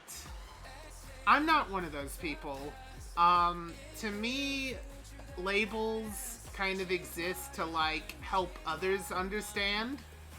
And so, because gay is close enough and does describe a pretty, like, solid aspect, I am more than willing to just have that label be how people think of me.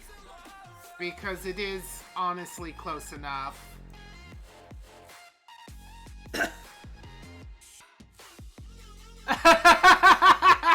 Basically. So first off, I don't fully identify as male. I am physically male, but my identification is somewhere in between. So if you were to use, like, a female pronoun on me, I wouldn't be offended. I wouldn't be like, yeah, you got it right. You know, I don't identify as strictly female either. And so gay kind of loses its meaning if me being male or female falls out from the premise of it. So, and I do like men, but I also like, for lack of a better phrase, masculine acting individuals. People who are, like, physically male, I guess. And yeah, like, both people who are physically male and people who quote-unquote act on the male side of the spectrum, those are more or less what attract me. So if they're physically female, or if they are physically male but they don't fully act it, then that's okay. And again, when I say act, I don't mean act, I mean the way they behave. What just happened? And so, and I gotta be careful with my language, right? Because I don't know the right phrasing. And when I use the word act in this context, it does have the implication of, oh, it's just an act. And that's not at all what I'm going for. And yeah, I saw the Stream Raiders. I just wanted to finish my thought. Let's see. We got a bunch of people crowding. That's fine. We got a bunch of people here. They need to get to their mechs fast enough or get to the battlefield fast enough. I think I'm going to speed up this group here. Alright, thank you CW Tiger. Thank you Chiron. Thank you Seke. Thank you Turg. Thank you Vind. And thank you Rasta. Let's get started. 2, 1, battle! Alright, we got our defenders running to their mechs. One mech has been activated. Up top, we got a big ol' fight. It looks like one mech is going to be activated for evil. We have a second mech, and it looks like it's not going to be active. I think we're screwed. I think we failed. Yeah, we failed. We're done. They got 2 mechs to our 1, and yeah, we're not getting any more. Well, that's, sad. 33 enemies and only 2 of us. 1 of us. Defender mech versus Defender mech, and here comes the onslaught. Even if, nope, we didn't even take down the other Defender mech. Ah, that sucks. Alright, so before I properly continue, I'm going to head and grab some quests to make sure that I don't have things. There we go. Alright, so Orc Slayers, that's going to take forever to recharge. I can do Centurions. Alright. Oh, event token. Or not event token, upgrade. Specialize! Alright, my tank! My heckin' tank. Okay, Breacher tank. It's an armored unit that does extra damage to other armored units. Nice. Armored unit with more defense but less damage. Ouch. Special armorized that heals nearby allies on death. That's my style. That is my style right there. If you're going down, you're gonna heal your allies and keep the fight going. Yes, upgrade and specialize. That is my jam right there. It's like, oh, I'm dead? Okay. Heal area of effect. Ha! Now you're gonna have a harder time taking down everyone else. If I'm not gonna be the star, I'm gonna support the star. Anyway, let's try this again. It is a 4-star difficulty. Anyway, I needed to put down... Heck. Centurion, that's right. Centurion's a defense type, which means I should put you here. Alright. We're going to need melee types, trying to get this mech. We're going to need range types, trying to get both of these mechs. And we're going to need armor types, trying to get this mech. On top of that, though, we need just a general defense force here. And we need a general defense force here.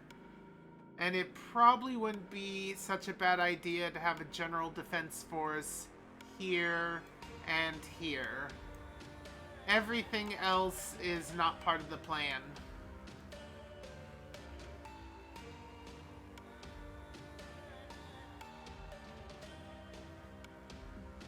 Alright.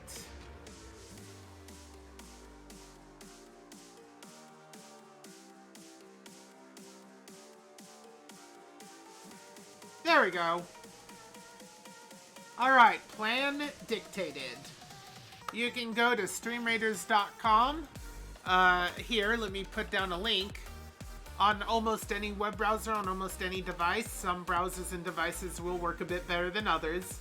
And if you choose me, Polyu Paradox, as a raid captain, you'll have access to this map, where you can place down a unit once every 5 minutes for a grand total of 6 if you keep on top of things. It's free to play, so feel free to play if your device and internet will allow you. Build armies, conquer enemies, grab robots, but most importantly, have fun, because fun is the name of this game. And we're gonna jump back to art. Alright. Hexagons. Hexa, mother heckin' hexagons. Who made the hexagons the bestigons? I don't know who the hexagons were restigons. Here come the hexagons, making lattice structures here for me and you. Like a honeycomb, but on a dress. This pattern, it's better than the rest. The holes are intentional. Hexagons, totally hexagonal. Here we go. Dropping the beat. Hexagons will not admit defeat. Moving forward as we go now. Winning battles and you know how. 'Cause hexagons are so cool. Circles being better to those who are a fool. Diving board into a swimming pool. That's the level of my rhymes. I don't think it's even worth 2 dimes. Alright, I'm done. Lyrics are not my thing.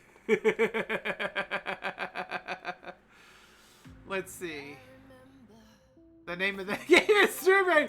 Yeah, no, you're right. I lied to you. I heckin' lied to you. Had to test you, right? And you passed. You passed the test. Congratulations.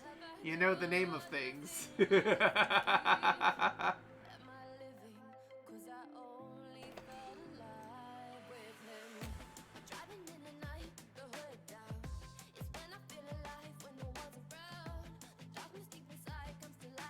Alright. Rocket_gaming_101 suggests that you draw a blue Shiba Inu that is very homosexual. Huh. So it will read it even if it hasn't been... Huh. A blue Shiba Inu that is very homosexual. I will definitely add that to the list. I do not know whether or not I'm actually going to do that particular one, but that definitely is going on the list. Let's see here. That goes into stream ideas, down in the art suggestion. Blue Shiba Inu.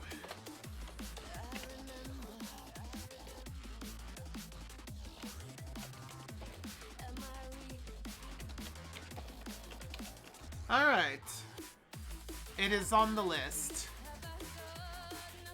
Thank you for the art suggestion, and hope you stick around for when and if I get around to that. Because, yeah, I got a lot of suggestions, and I'll be honest, the way I treat suggestions, if I have something else I need to do, like emotes or something, or my character ref here, my thing for D&D, those tend to go first. But it is on the list and it will be gotten to eventually. Thank you for the suggestion. Very specific though, a blue Shiba Inu specifically that is very into same kind.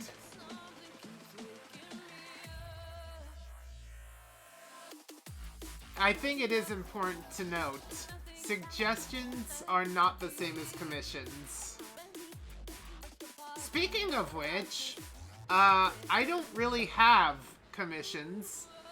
I guess I could say commissions are open, but I don't know if I'm confident enough in my work to ask for money for it. So as it currently stands, I do not think I am confident enough to even try for that currently. Okay, I think I do want this to be somewhat on the tall end. Because again, I'm kind of trying to crawl up this skirt faster on that side because I feel like there's more distance to move up. Oh, Ulianu went very silent. You're trying to wrap your head around something that's going down on your end? I hope whatever's going on isn't like a huge problem. You're like a good friend of mine, Ulianu, and I would rather you not have too much trouble. Alright, and then I can jump, or click that back on and use it as a guide. I just can't let you go. What? There you go. I've tried to. You said I was the only one. No one likes being lied to. You made this mess and left me with the pieces. Now I wanna burn all the bridges between us. Okay, that's starting to approach the same. Alright, let's take a look at this.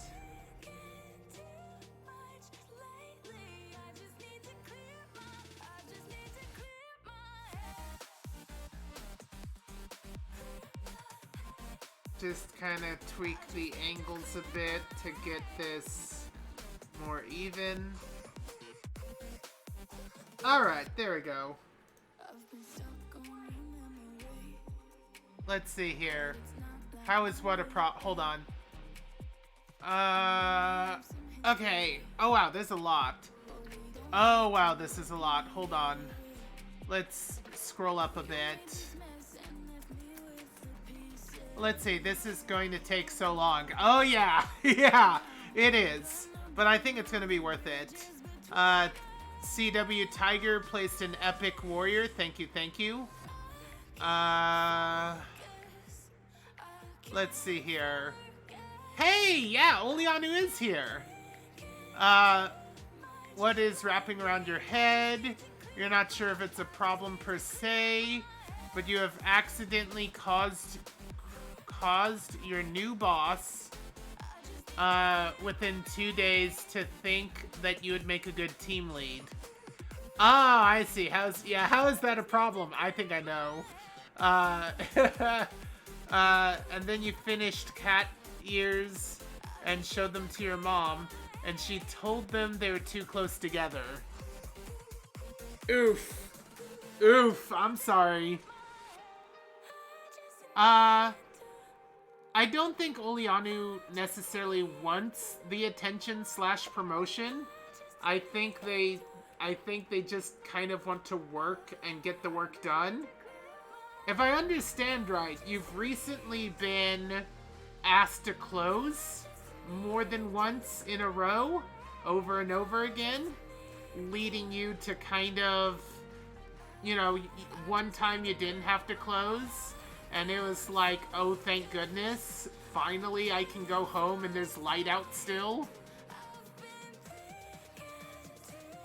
Yeah, and if you're team head, which, by the way, I full-on vote for you for that, because I think you would make a good team head, just saying. But, you know, that's an extra layer of responsibility, and even if it might be worth more money, it might not be worth it to them to do it. I need a quote bot. I do need a quote bot. I don't... You know what? I'm working on that. You would make a good team head. I mean, it could be worse, right? I could say you would give good team head, and that would make it even worse. So, you know, be grateful it wasn't that.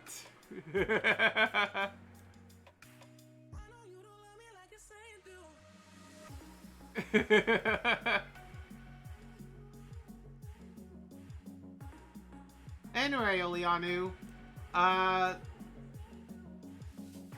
this isn't getting... The fabric, quote-unquote, isn't getting thicker as fast as I was kind of hoping it would. I don't know if I need to start panicking and make it happen faster, or if I just need to be patient and wait. I am still on the low end of the spectrum when it comes to the thickness of the quote-unquote fabric. And I'm also still on the low end of the dress. So I'm probably fine.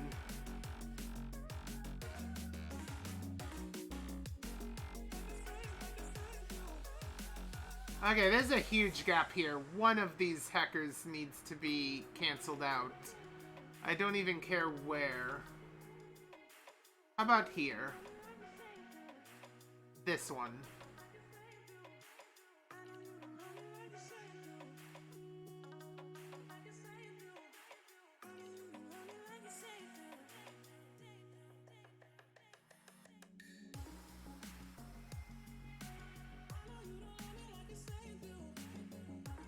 Oh dear. That's much better. Alright. That should be fine.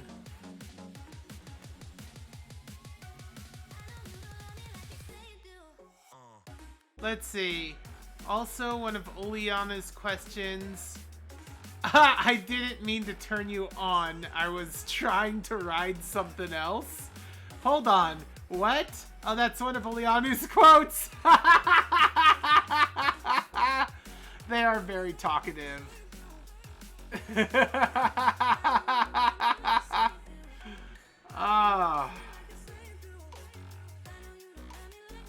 Oleanu is a great bean. You know what? You know what? You know what?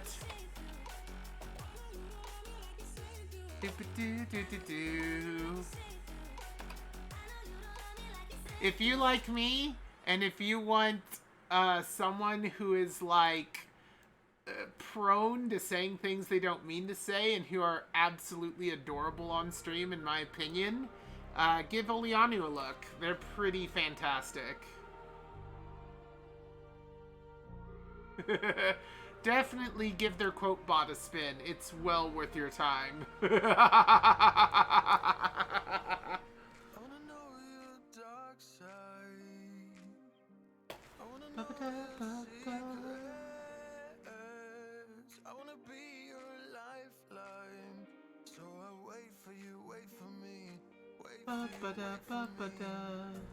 Tell me I'm more than just a highlight. Pictures on the outside. I hate to stare at you through these lights. So I wait for you, wait for me. Wait for you, wait for me. Click and scroll, I can't let you go. They say I'm addicted to you. Click and scroll, I can't let you go. They say I'm addicted to you. Oh, oh. This ain't love, no, no. This ain't love, no, no. This is artificial. This ain't love, no, no. This ain't love, no, no. This is artificial. Artificial, like gravity. Gravity in space. Actually, is all gravity technically artificial? Like, it's very artificial if you're doing it through centrifugal force. Centrifugal? Centripetal? I don't know. But, like... is... okay. It's weird. Space and time are connected, and mass bends both space and time, and then gravity is kind of an effect of both. It's weird. Hold on. You also, one of your favorite quotes has something with a door coming onto him. You don't know what you're doing in Stream Raiders. You're just putting units in all corners to distract the enemies. Though your units are going to be one-shot because they're level 1. That's fair. Over time, you'll get money and level up your units and get scrolls. So whenever there's a peace sign, you can put whatever unit you want there. But you'll notice the field has a lot of very specific emblems. If you can match those emblems, you can help us grab robots. And if you can grab the robots, you can basically swing the tide of the battle even with a level 1 unit. A level 1 unit that hops into one of those robots, basically step 1, you made it so the enemy can't grab them. And then step 2, you've taken control of it yourself. So that is the best move. If you can put a specialized unit in one of the specialized slots, then you have done the biggest good you can. But if you can't do that, then yeah, just distracting the enemy is a very big help.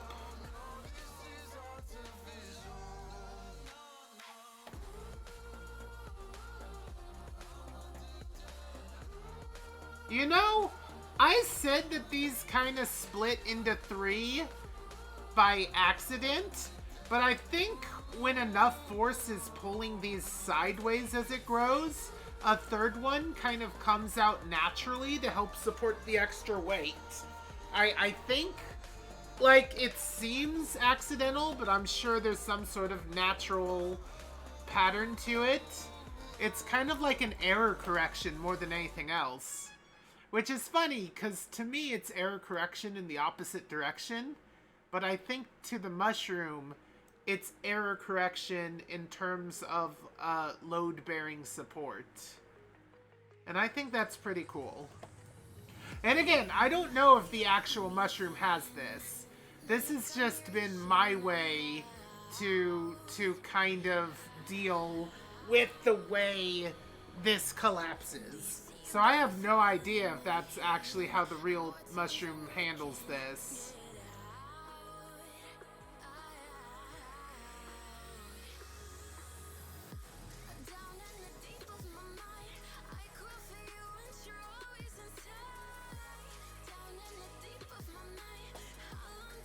Ba, ba, ba, ba, ba, ba, ba. There we go. I love hecking hexagons. They're so fantastic.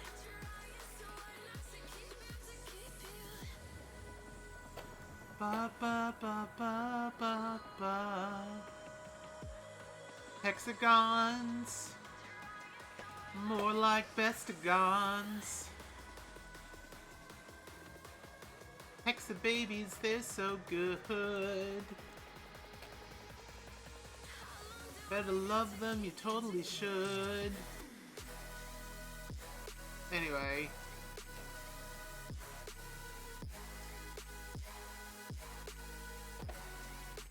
Bum, bum, bum.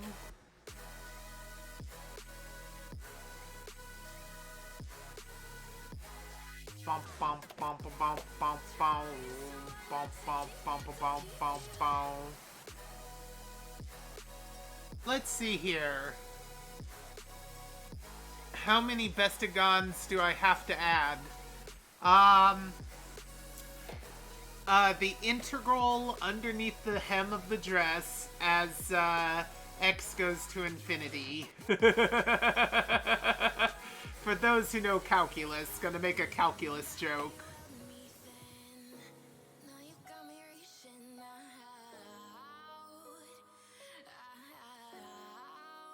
I am not counting hexagons. I refuse to count hexagons.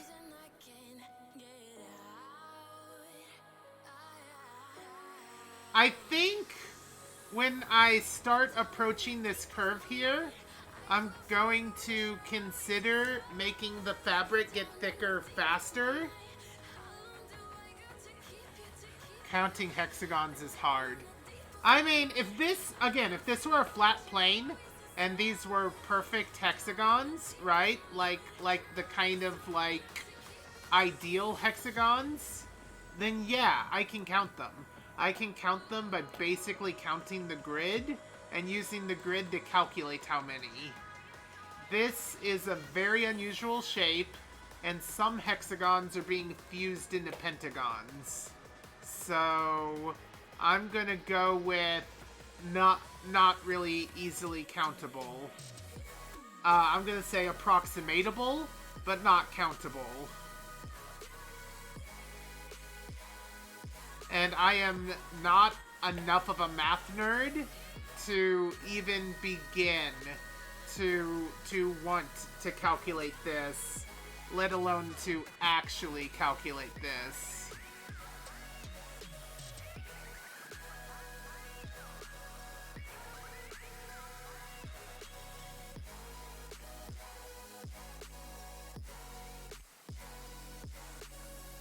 Very time consuming. I think a computer could easily count them. Okay, hold on. Let me take a moment to check on something. Yeah, I think I can start not being humongo with this. All right. So I can probably let up just a little. There we go. Here's where the thickening is starting to start.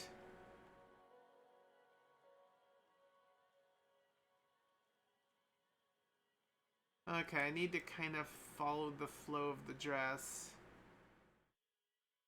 Okay, you can tell that that's getting thicker. That's good, that's good. Alright, pop this on. Pull you to the tip of that hexagon. Over here. Pull you to the tip. Eventually, the hexagons won't matter. Eventually, I'm going to get to a point in a shape where there's going to be more solid fabric than holes. At least that's the hope.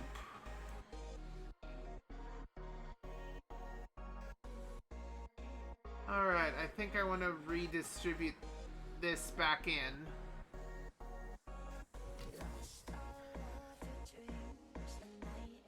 Alright, yeah, something like that. Alright.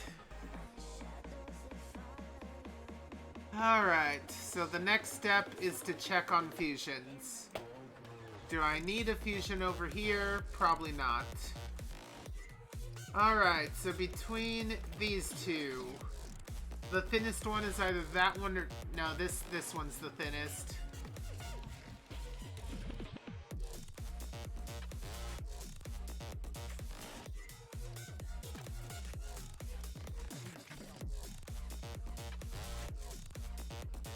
Ba-ba-ba.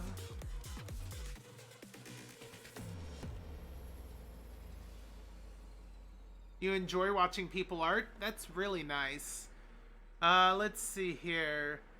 It's like 4 rows of just hexagons with the occasional pentagon. Yeah, 5 rows. We're about to start on our 6th. Oh, heckity heck. Hold on, yeah? Yeah, I'm gonna be winding down soon. I'm supposed to end stream somewhat early. So when this Stream Raiders comes and goes, that will be the final Stream Raiders of the stream.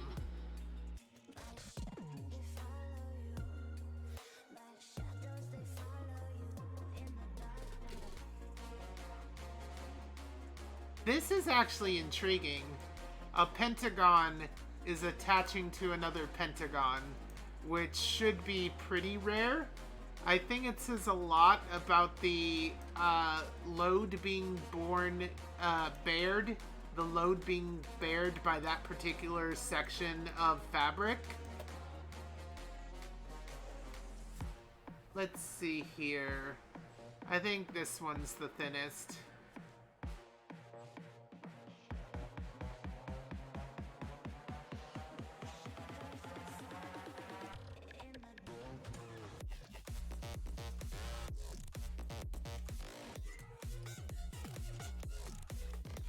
Oh no!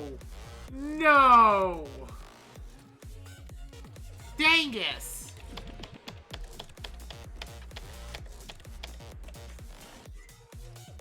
Alright. Which one was it? Was it this one? I was on the wrong layer. I feel like for most artists, being on the wrong layer is a not common problem, but a problem that happens often enough that's like, yes, when it happens, it is pain. Like, I think most digital artists can fully understand and appreciate a wrong layer error. And oh my god, a wrong layer error very much sucks.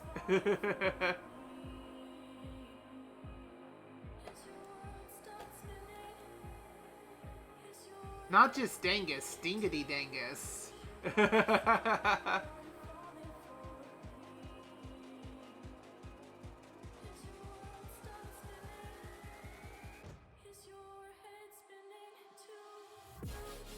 We have 1 minute before we're done. I think I'm going to want to try and finish off the hexagons, or the pentagons. Yeah, I'm gonna want to try and finish off the pentagons for this Slayer. I think the thinnest one is probably this one here, which again means more pentagons actually connecting with other pentagons, which shouldn't happen too often, but again, occasionally will probably happen.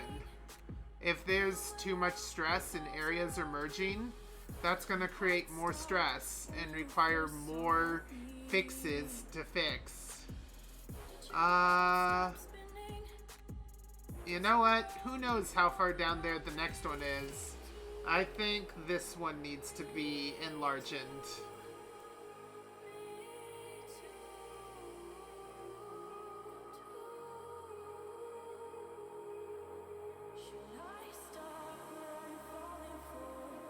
Alright.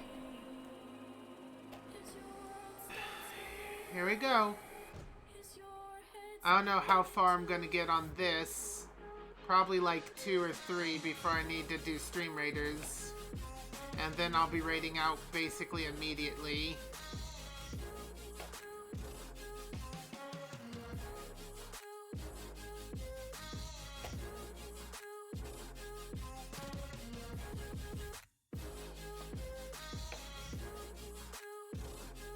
And it seems like the pentagons don't take full shape until the layer above them. So 2 pentagons near each other are probably going to have a huge effect. Alright, I'm going to finish this arch here, and then I'm basically done. Save.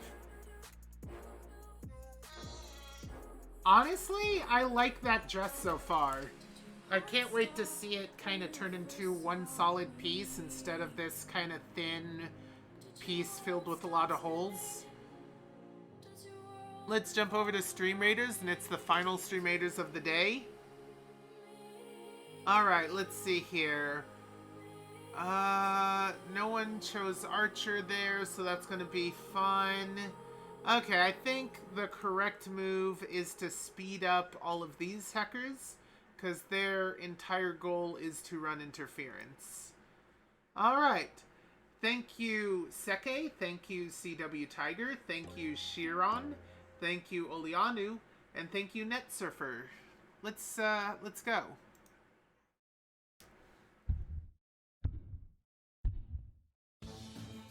Alright, everyone's off. Combat has begun. We have conquered one of the mechs. We are not going to conquer any of the ranged mechs. Actually, we may only conquer that one mech. We need to keep everyone away from the remaining mechs. That mech is doing a good job wiping out that one side, but there's one more side that needs to be taken care of. Alright, and our mech is playing defense, keeping all of those hackers away from that other mech. They have gotten close.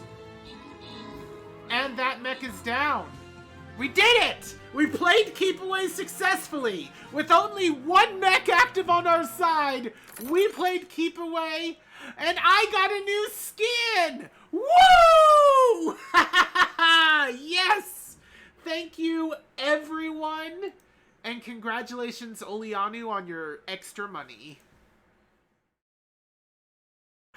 Alright, alright. Oh yeah, that was fantastic. I would love to continue doing this, but I can't. So let's jump to closing. Closing time. I would love to sing more, but I would get copyright slapped. Alright. So, for those of you joining us in the raid moving forward, here is the raid message. If you do not have access to my emotes, that's fine. Use your own emotes. The message, to me, is just the text part. I do not care one iota if you only copy the text and include your own emotes. In fact, I almost encourage it. Let's see here. They're playing retro. They're playing Cult of the Lamb. I don't know if I've raided into them before, and they only have one viewer. I think that would be pretty fun. I think Cult of the Lamb is a pretty fun kind of game. I think this might be my first time I surprised them, and I have a few people here, so that's going to be pretty good. Let's see. They are Gamer what? Gamer Zoen? Gamer Zoen. Playing Cult of the Lamb. Alright. Alright. Thank you everyone for joining us in art. We drew a heckin' mushroom, yeah. I hope you come back next week where we're gonna keep on going. I plan to get Erica done. Tomorrow we're gonna do my boyfriend's pick of game. I hope you enjoy us then. Farewell, students. Know that learning happens wherever you are. Seek the new and unusual with open eyes. Always be kind, but nobody's fool. May magic always be with you, but most importantly, even if you do not change the entire hecking world, you can always make a world of difference for those you help. By the way, it seems like they're starting soon. They got 5 minutes left. We're raiding early. I am sorry.